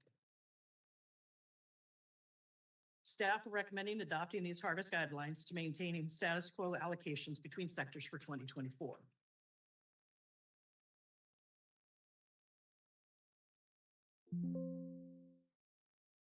As I have mentioned, the federal regulations are primarily guided by Magnuson, while our state regulations are guided by state policies such as the Fish Conservation Policy, Food Fish Management and Wildlife Policy, the Climate and Change Policy, and the Oregon Nearshore Strategy. Management measures are the operational guidelines that help us achieve conservation and fishery objectives, such as maximizing opportunity within the conservation limits and stability and seasonality with the goal of consistency and fishery and opportunity. Our management objectives are also based on public input that have been consistent over time. For the commercial fishery, these include maximizing opportunity while not exceeding catch limits, providing a predictable year-round season, and accommodating seasonal market patterns. In the commercial nearshore fishery, the available management tools that we have are the limited entry system, which limits the total potential effort, bi-monthly landing limits by species, depth and area closures, prohibitions of certain species, as well as gear restrictions. A quick recap of the 2024 commercial nearshore fishery and the vessel limits that were in place for 2024 or 2023. The 2023 harvest guidelines and projected impacts through the end of the year, accounting for the in-season changes we took this year, are shown in this table, with the species and species groups similar to the previous table I showed. We also show the projected impacts in metric tons, including the percentage of the harvest guideline attained % in parentheses. Projected impacts include total catch as well as estimated discard mortality. Commercial nearshore fishing effort has rebounded from the historic lows in 2020 and 2021 to just below the long-term average in 2023. Landings of blue and deacon rockfish have tracked higher than average, while green lanes have tracked lower than average. I do have updated landings data since the AIS was written that now estimate that the impacts to blue and deacon rockfish will be 18.8 metric tons, or 119% of the commercial harvest guideline. However, there is no conservation concern, as the recreational sector is projected to be approximately 30 metric tons under its HG. Therefore, the overall ACL for that complex is not in danger. Landings of all other species has been close to average for most of the year. However, it did slow down as the year progressed as buyers reduced the amount of product they were purchasing. Demand for black rockfish tends to drive markets on the north coast, while the south coast markets are more dependent on the nearshore rockfish and cabezon. As I mentioned, we use trip limits as one of our key management measures. The goal of trip limits is to distribute harvest throughout the year by creating per vessel limits for each 2-month period during the year. For black rockfish, there were different trip limits at different parts of the year, while for other species, they are consistent. This reflects different seasonal market patterns for black rockfish, which is driven by local restaurants and fish markets on the North Coast. We do note that we try to achieve the desired predictability, but we monitor carefully in season, as I mentioned earlier, and we can adjust trip limits in season if there is a conservation need or if there's the opportunity to provide more access. In the table, each species or managed group, the column on the right shows what we started the year with, what we're ending with after several in-season changes. As you can see, we use these changes to make adjustments for black rockfish, other nearshore rockfish, cabezon, and greenling, as the projected impacts were estimated to be well under their HGs. Focusing in on the proposed trip limits for 2024, the table shows that the trip limits were last year and staff proposed for this year in the far right column outlined in blue. You can see that the trip limits for 2024 are status quo for the most part for 2023, except for an increase to black rockfish in May and April and September and October from 1,800 pounds to 2,100 pounds per bimonth.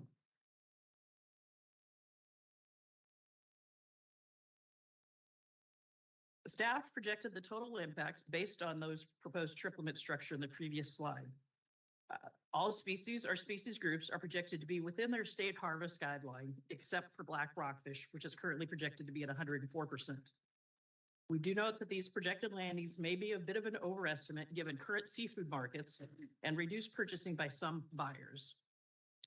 Staff will monitor black rockfish as well as all other species closely and make in-season modifications to stay under the HG if necessary.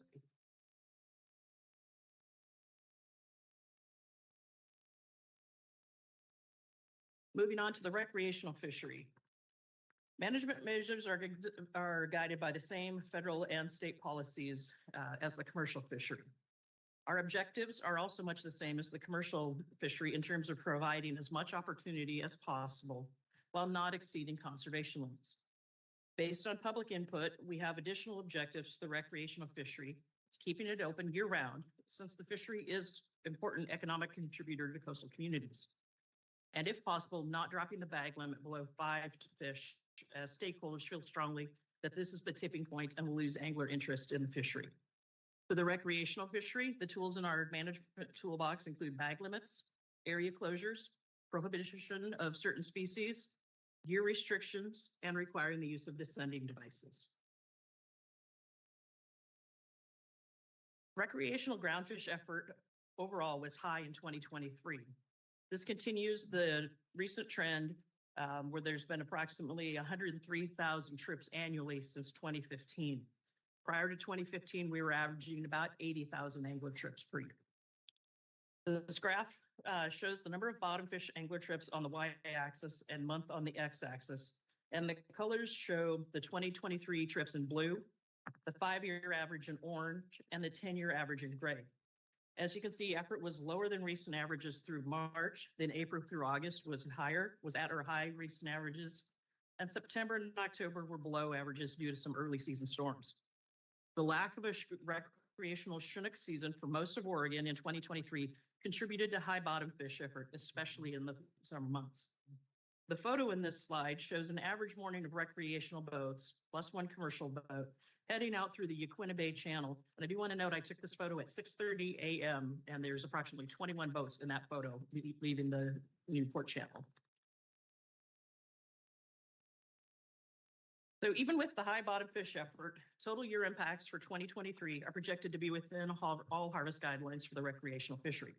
This was partially due to an increase in participation in the long-leader gear or haul-away gear fishery that targets offshore midwater rockfish species that don't have state harvest guidelines, such as yellowtail and widow rockfishes. This reduced effort and impacts on the more nearshore species, such as black rockfish. Some anglers expressed interest in increasing the bag limit from 5 fish to something higher later in the year to get closer to harvest guidelines, particularly black rockfish. However, with upcoming reductions in allowable black rockfish, which you'll hear about more in a few slides, staff preferred to keep the bag limit status quo and leave some fish in the water.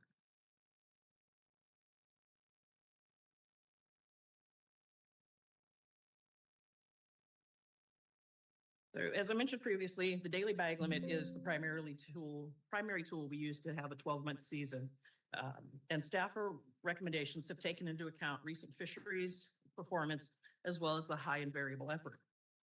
We are recommending setting the long leader gear bag limit to 12 fish to begin this year.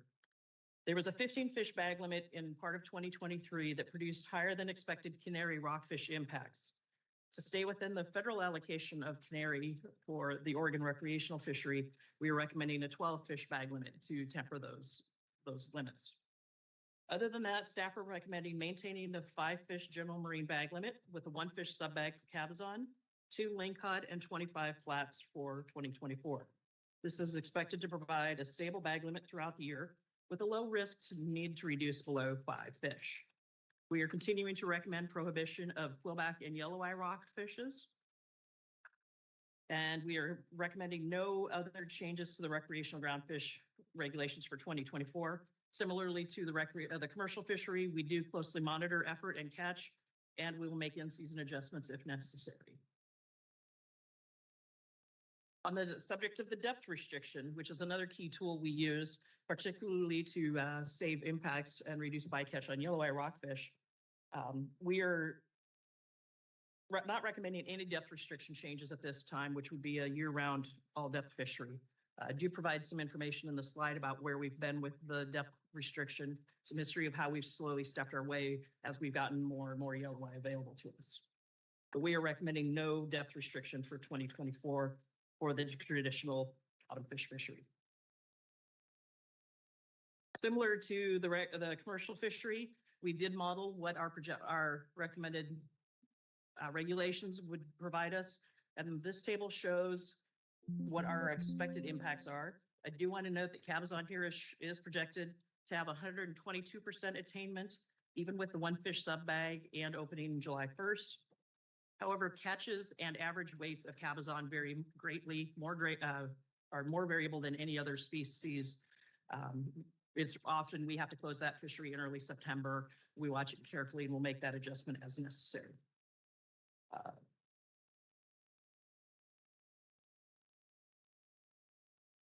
So while the task before you today is to talk about 2024. Staff do want to make commissioners aware of some pretty significant changes that are coming to federal allocation starting in 2025. In 2023, the Pacific Fishery Management Council adopted new stock assessments for 2 species, black and canary rockfishes, among others, but those don't affect the Oregon fisheries. The black rockfish stock is considered healthy. However, the new assessment estimated that the total scale of the biomass is quite a bit lower than the previous assessment. The canary rockfish assessment estimated the stock to be just below the management target, and therefore what is considered the precautionary zone in federal rules. Both of these mean that the allowable catch has to be reduced quite a bit. For black rockfish, approximately 33% annually, and for canary rockfish, approximately 55 to 58% annually. These decreases mean we will likely be looking at some drastic changes to both the commercial and recreational fisheries that could include decreased trip limits and bag limits, sub-bag limits, etc. We will be working, ODFW staff will be working with fishery participants throughout 2024 to try to have recommendations for 2025. A question that ODFW staff are receiving and that you all may receive concerns the ODFW coast-wide nearshore survey that recently occurred that our research program conducted. Wasn't that supposed to help? That survey did help. It was incorporated into this current assessment. However, it was one data point. And it had to be balanced against long time series of other data points, such as the commercial fishery, the recreational fishery, etc. If we didn't have that survey, we would have been looking at about an even bigger cut down to about 250 metric tons instead of instead of the 389. But because it was only one data point, the stock assessors had to determine how to weight it, and it was down-weighted a little bit because it was just one data point. So the survey was incorporated. If we didn't have that survey, we would have been in even worse shape.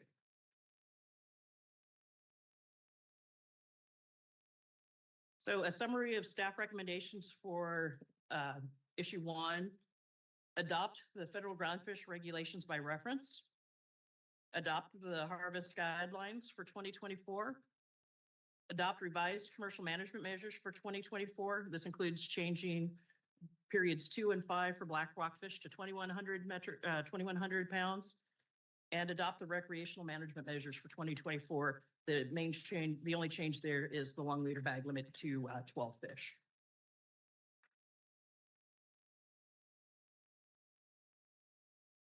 Issue 2 for today is updating the regulations in the Territorial Sea Plan. OPAC recommended 8 new conservation areas that have gone through their own process, including being adopted by the Commission into recreational regulations in August. The action currently being considered is to restrict commercial harvest in 6 new areas. Commercial take at scenic rocky shoreline sites is very minor, therefore little impact from this action is expected.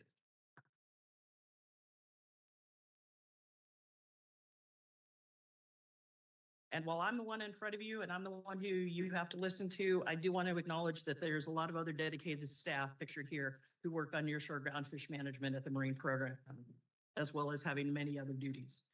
We also rely on data and information from many samplers, project and crew leaders, researchers, anglers, harvesters, charter skippers and crew, processors and fish buyers, as well as data analysts, modelers, and more. So it's not just a one-person shop. This is the result of a lot of work by a lot of people.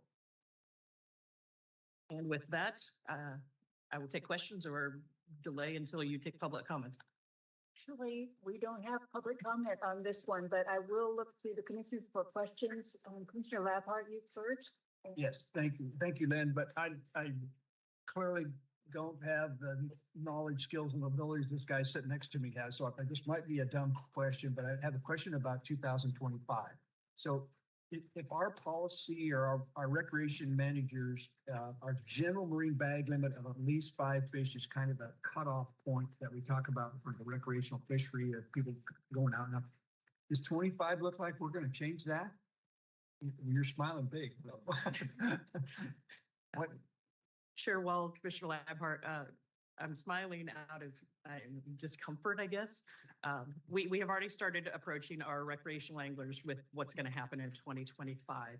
And having an overall bag limit of 5 is what they would prefer, if not, if possible, higher.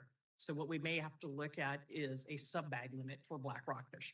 Out of your 5 fish, no more than 2 or 3 can be black rockfish. So then they have the ability to go target copper rockfish or the bluer deacons. It does, putting a sub-bag limit does create some regulatory complexity, as well as there could be some discard mortality as people wade through more black rockfish to get their 5. But that is one of the things we've already been talking with anglers about. So that was part of my smile was we're working on it. Work to come. Yes, sir. Thank you. I do have one question on this part and then a couple on the territorial sea plan. There was a comment in there to talk about limited entry, and that isn't something we talked about much here. So are we looking at that again, or are we just, we're leaving that one alone for right now? Sure. Well, it is something that we haven't been looking at. The commission does have that opportunity or option to look at the limited entry, how many permits are available. The part of the public comment was about the landing limits or the requirement of participation. That is in statute, so that would require legislative action. Looking at the number of permits, if we want to do a lottery, et cetera, for latent permits, that is something the commission could do. You all would just have to prioritize it on your workload and your schedule. Thank you. You talked about management strategies incorporating the climate change policy. What examples do you think of where that's actually had an impact so far? Sure. Well, the overall assessment process that goes through the council and federal process, they have been incorporating ecosystem information and climate change information into the ecosystem process. The council process is also going through looking at some priority species and some in salmon world, there's red light, green light tables, where looking at different environmental indices can impact the outcomes of the assessment. Within the state of Oregon, within what we do within ODFW, we leave it pretty much to that. When the feds tell us how much we can take, that's where we put it. If we see an El Nino event coming up through this year, we don't make in-season changes based on an El Nino event predicted, not to that level at this point. At this point? At this point, it could change, but that it's not anything we incorporate at this time. That's helpful to know. And more questions later probably on that one, but not right now.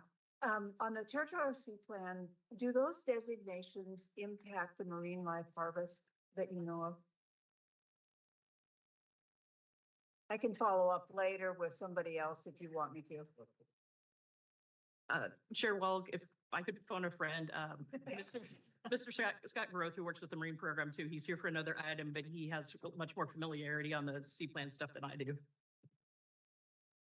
Excellent.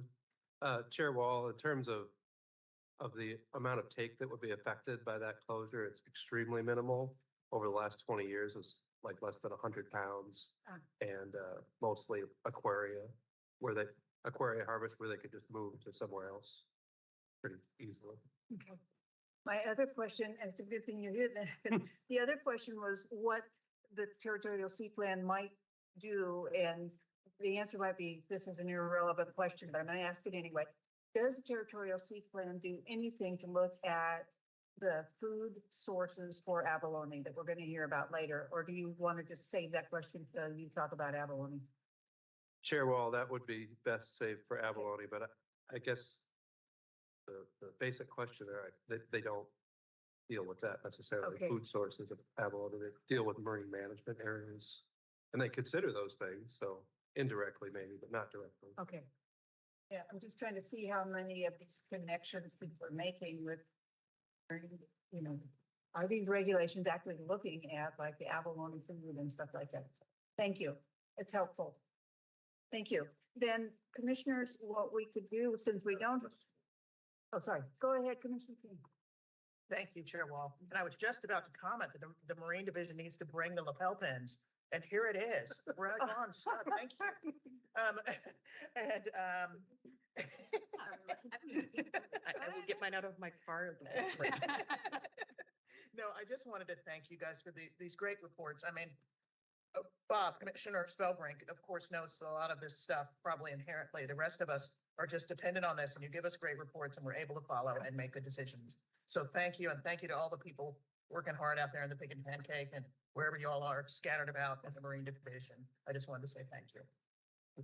Thank you. Good point. Then commissioners, we have two issues, and if I could either hear more questions or a motion on issue one. Happy to make that motion on issue one. I move to amend OAR chapter 635-004-0275. OAR 635-004-0350. OAR 635-004-0355. And OAR 635 Division 39 as proposed by staff in attachment 3. Is there a second? I'll second. Been moved and seconded to amend OAR chapters that were read into the record just now. We'll do a thumb vote on this one. Those in favor? Unanimous, Michelle. Thank you on that one. Can we move to issue two? And is there a motion on that one? I think we're all looking at you. I move to amend OAR chapter 635-004-0220 and OAR 635-005-0260 as proposed by staff in attachment 3. Is there a second? Thank you, Commissioner Lampart. So it's been moved and seconded to amend OAR chapters as read into the record. Just now, those in favor, please. Unanimous, Michelle. So thank you to you, Lynn, and thanks for stepping up. I just have a comment, and you're probably already thinking about this, but you know, we're looking at 2025 as in some cases, a 58% reduction all the way down to a 33% reduction. It's probably not too early for public affairs to start talking about this because we don't want to get to the end of the year of next year and people go, what? I mean, I don't know whether it's going to actually happen or not, but I mean, we need to start at least having that conversation with folks out there. Chair Wall, Commissioner Lampart, that is something we're actually working on. Part of what I've been doing in the back there while waiting for my turn is we're working on some one-pagers to explain to the public what happened with the assessment, why we're in this situation. We started both our recreational managers and our commercial managers keyed this up in our meetings, public meetings last fall to let people know. And that's part of why I was presenting it to you all today too, was so that this didn't come as a surprise next December. But we are working on it. trying to get the correct messaging out and come up with a strategic plan on how we move forward and get the right people at the table to provide the right input. But appreciate the recommendation to continue to talk to people. Probably should have known you were already ahead of me, so. That's, it's all right. Good Appreciate. to have it confirmed. That's great. Thank you very much. Thank you. Appreciate it. We're gonna go ahead and do one more item before we stop for a lunch break. So item D, Oregon Conservation and Recreation Fund Rule Review, and I think we have Reba Gilman and Sarah Wright. Or are you on your own? Oh, no, here we go. Yay. Okay. I know, I think we need to go find the. It's a hummingbird.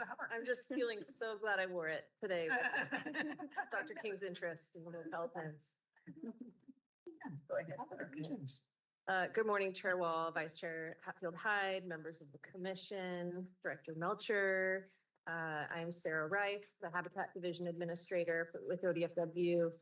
Good to see you all, and what a beautiful day in a beautiful part of the Willamette Valley.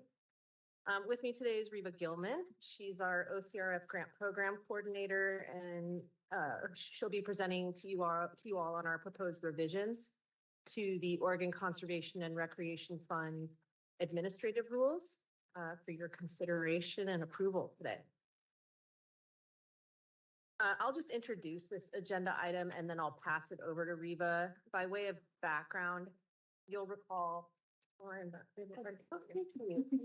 thanks. I was not paying attention to that. By way of background, you'll recall that the OCRF was established by state legislature in 2019 at the urging of a broad coalition of conservation and recreation stakeholders to fund actions that protect, maintain, and enhance fish and wildlife resources in Oregon. The fund has become a very popular option for legislature to appropriate funds for various conservation purposes. We generate revenue from the interest collected on the fund in the state treasury, and we continue to see a surprisingly consistent stream of donations from hunters and anglers in the electronic licensing system.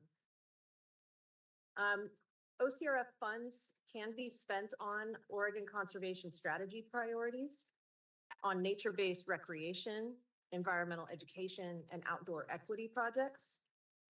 The OCRF has an advisory committee with 9 members who have eco-regional representation. So going back to the conservation strategies eco-regions. And we're so grateful, just a shout out to our committee members. We are so grateful for their time. If you've met them or observed their meetings, you'll know that they are a very passionate and very dedicated group. And we don't take for granted that that is volunteer service to the state.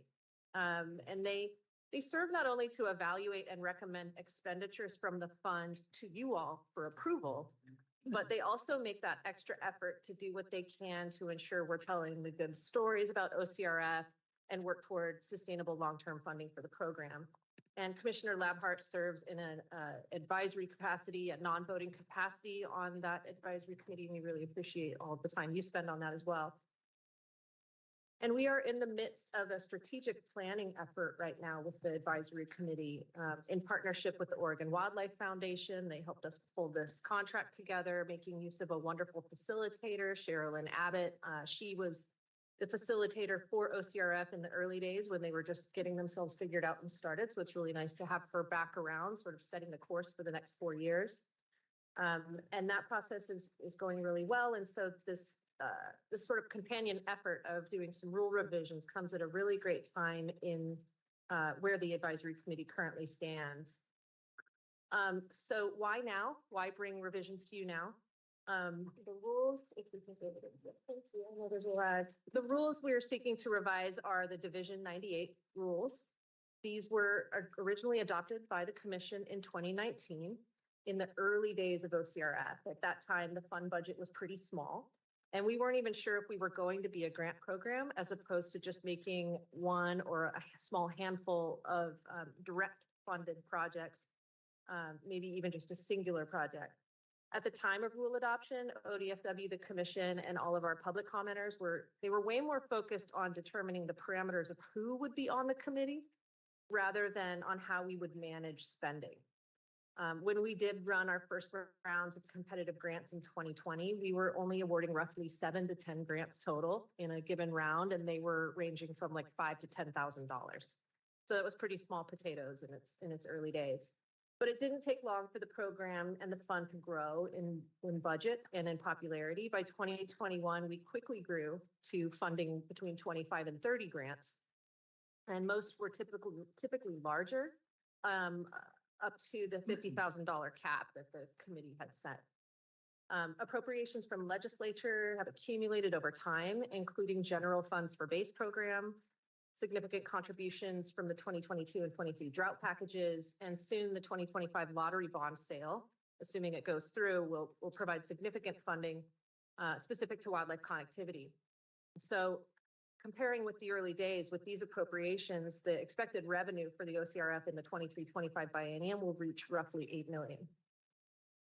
So given that we now function very clearly and very effectively as a grant program, it's become necessary to make more clear for the public how the grant program works, how they can apply, and how they'll be evaluated. Most of this content currently lives in the program's operating procedures, the committee's operating procedures, as well as the program's expenditure framework. Both of these are foundational documents, but they live outside of rule. They're not in rule. So with these revisions, we're bringing before you today a lot of what we're really doing is just moving content that is currently in the expenditure framework into rule to increase transparency and clarity for the public. So with that history and background, I'm going to hand it over to Riva to provide some more detail about what we're specifically proposing in the rule revisions. Thank you, Sarah.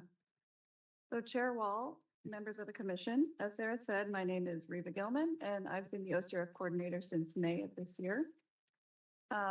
This slide provides you with an outline of the proposed changes to the OCRF OARs, which you've been provided in your packets. These OAR changes update our existing rules and, as Sarah said, bring in elements from our expenditure framework. The revisions increase clarity about the program for applicants, and we're hoping that applicants should be able to look up these OARs and have a general better understanding of how to apply for this program. So they discuss important aspects such as funding pathways, the application process, eligibility, agreement terms. There's a new purpose statement that highlights nature-based recreation. And there's also a reshuffling of some of the rule sections describing the advisory committee duties. And these are all consistent with advice from the OCRF Advisory Committee.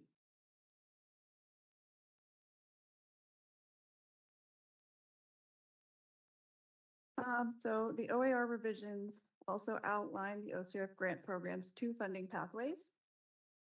The OARs describe in more detail our regular grant cycle process. And so this is the major funding pathway for most applicants that are applying for the OCRF program. This is the competitive regular grant cycle solicitation. And these are your standard planning and implementation grants. And that's outlined in rule. And then we're adding urgent grants, which is a new funding pathway we're adding through these OARs. And these are for time-sensitive, high-priority projects with a critical need that can be possible outside of the regular grant pathway.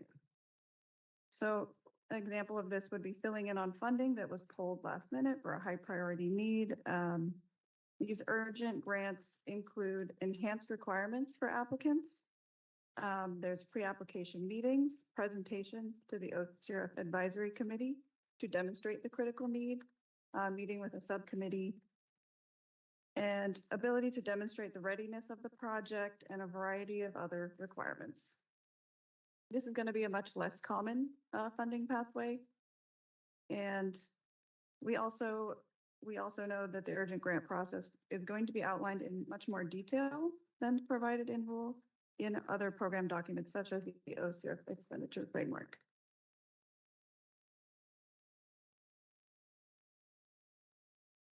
In these rules, we also now have an agreement section. We felt that this was needed to increase the public's understanding of the process. So the rules define that successful applicants will enter into agreement with ODFW It will allow for reimbursements, advancements, and defines project dates.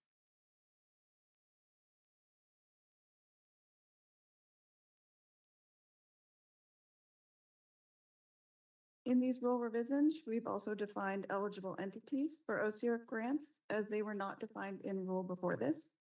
They were defined in our expenditure framework only.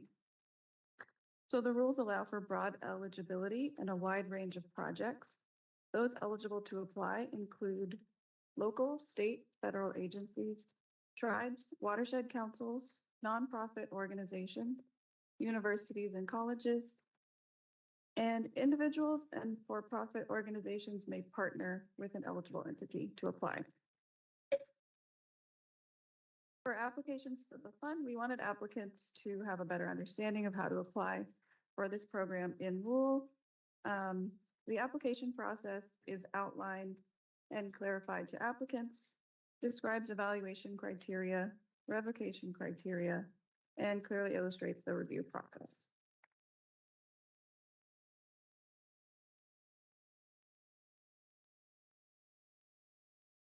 There's also a change in the advisory committee membership section.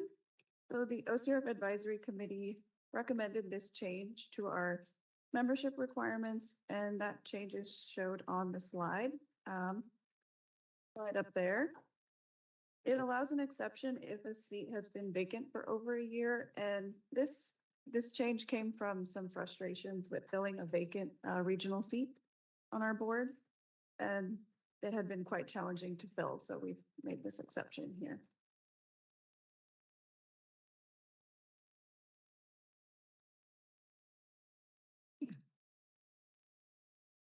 For public participation, we work to facilitate opportunities for public participation in the development of these rules. The OCRF Advisory Committee, of course, provided in-depth review. We posted the draft OARs publicly on the OCRF website. We also encourage public comment during the OCRF Advisory Committee's public meetings. Public hearing notice was posted on October 20th, and the Fish and Wildlife Commission public process was used as well.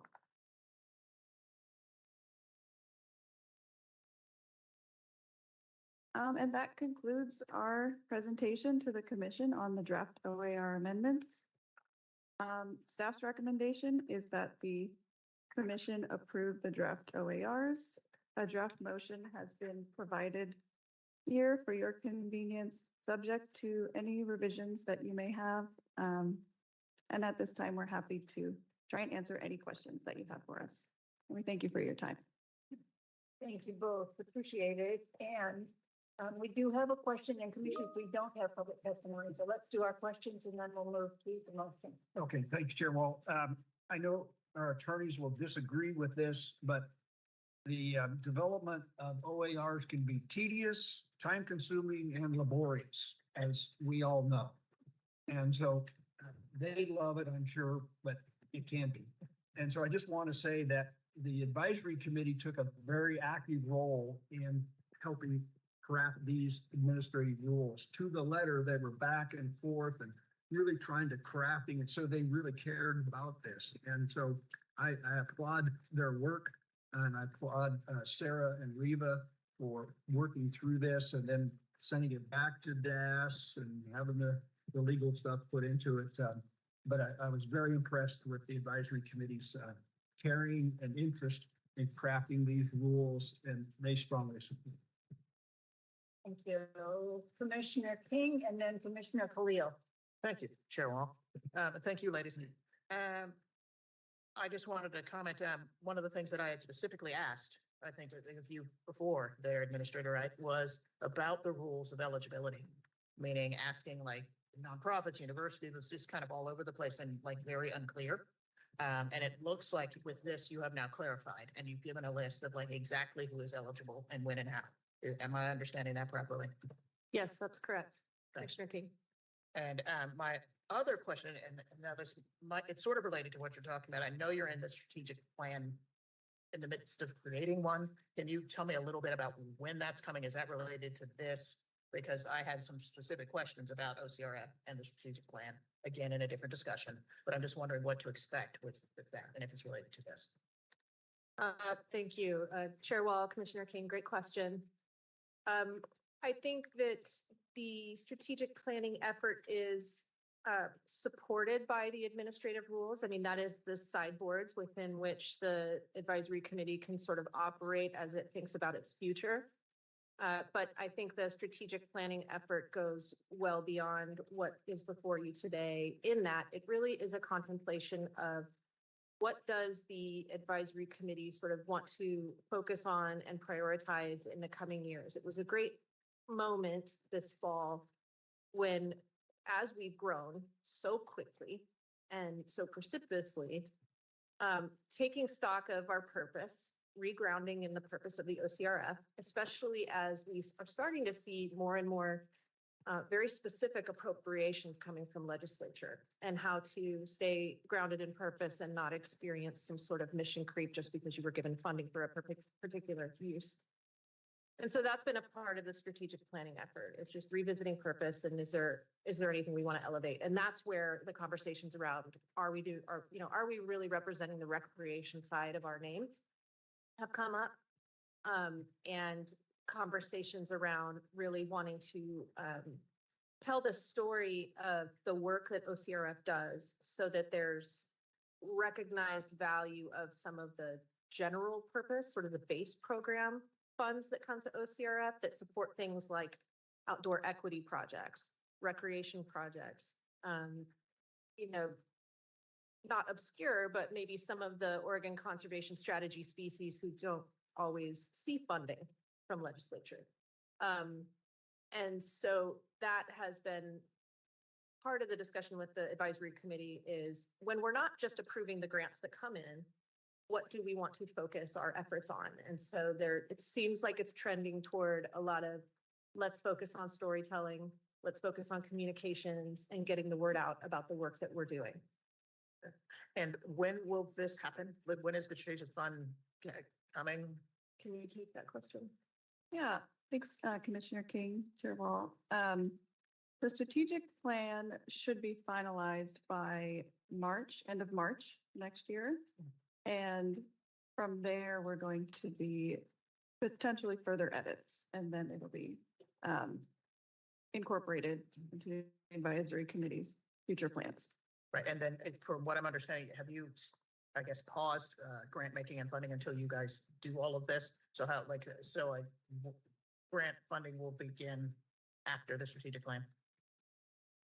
Yes and no, Commissioner King. So we did pause our fall cycle, grant cycle. However, we're going to be starting up January 30th with our spring grant cycle. Thank you. Mhm. Thank you, Commissioner King, Commissioner Khalil, and then I think Vice Chair Hatfield-Hyde. A couple quick questions. So the purpose, the new call out for the nature-based recreation, that's just making sure that it is specifically elevated. That's not a new focus, obviously. Correct. Okay. And then I was wondering if there was, on this urgent grants piece, is there a cap to how much folks can apply for within that urgent grant designation, or is there a cap? Go. Thanks, Commissioner Khalil, Chair Wall, for the question. There will potentially be a cap that will be determined through the advisory committee process, and we'll be working with them to determine what they decide on that. Okay, I'll leave it there for now. Thank you. Okay, I'm a little curious, and I'm probably not going to cause trouble about this, but this piece where you say if a regional seat is vacant for greater than 1 year, a member outside of the region with strong knowledge or connection can be appointed. What region have we had a difficult time filling?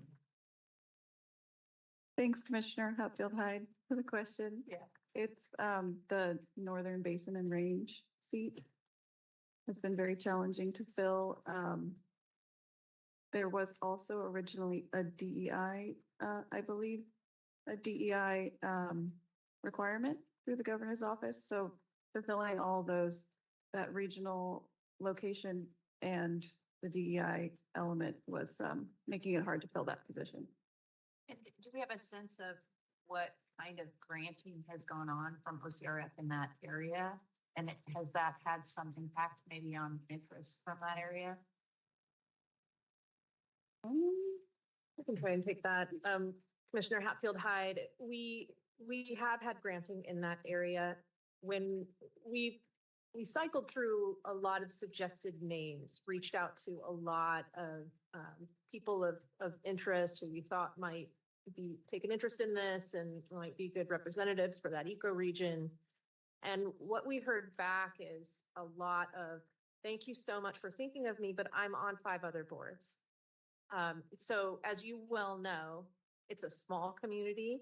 It's a very a community with a lot of expertise, and sort of the same people get tapped to volunteer on committees and boards kind of all the time. And so that was part of the challenge. There were several candidates that we reached out to who said, I would love to, but you know what? I just moved to Eugene, or I just moved out of the ecoregion and I moved to here. And so with the rules the way they are, that sort of ruled them out of consideration. And so this gives us an opportunity in some of these landscapes where population density is low, people are already really tapped and are maxed out on capacity, but we can still hopefully find someone who has a strong enough tie to bring that sense of place to the committee.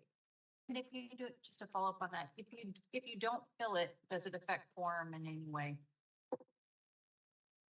It has been challenging at times to reach our quorum if members are absent for meetings. I don't really like it.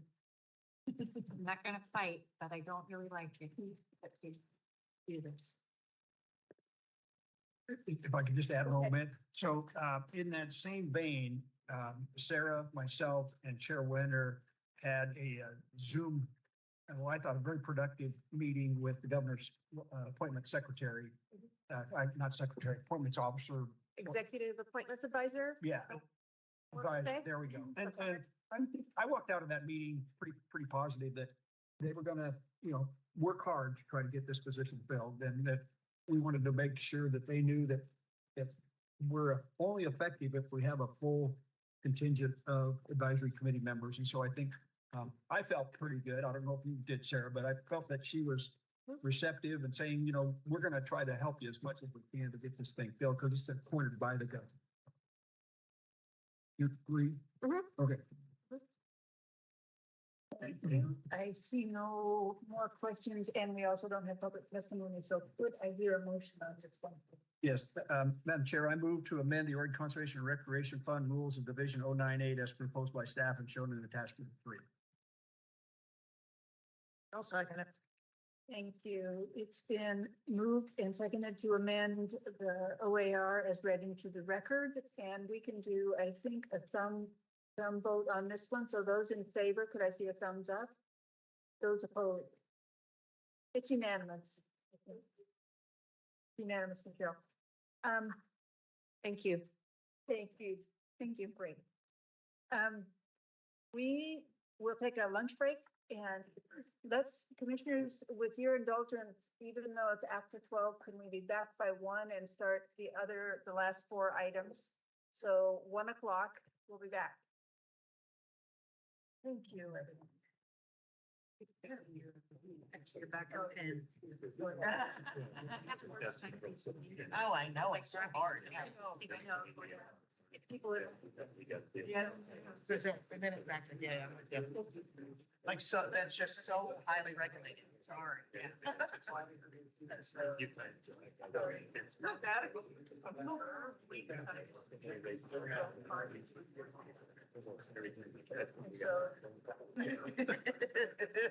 Can I keep this?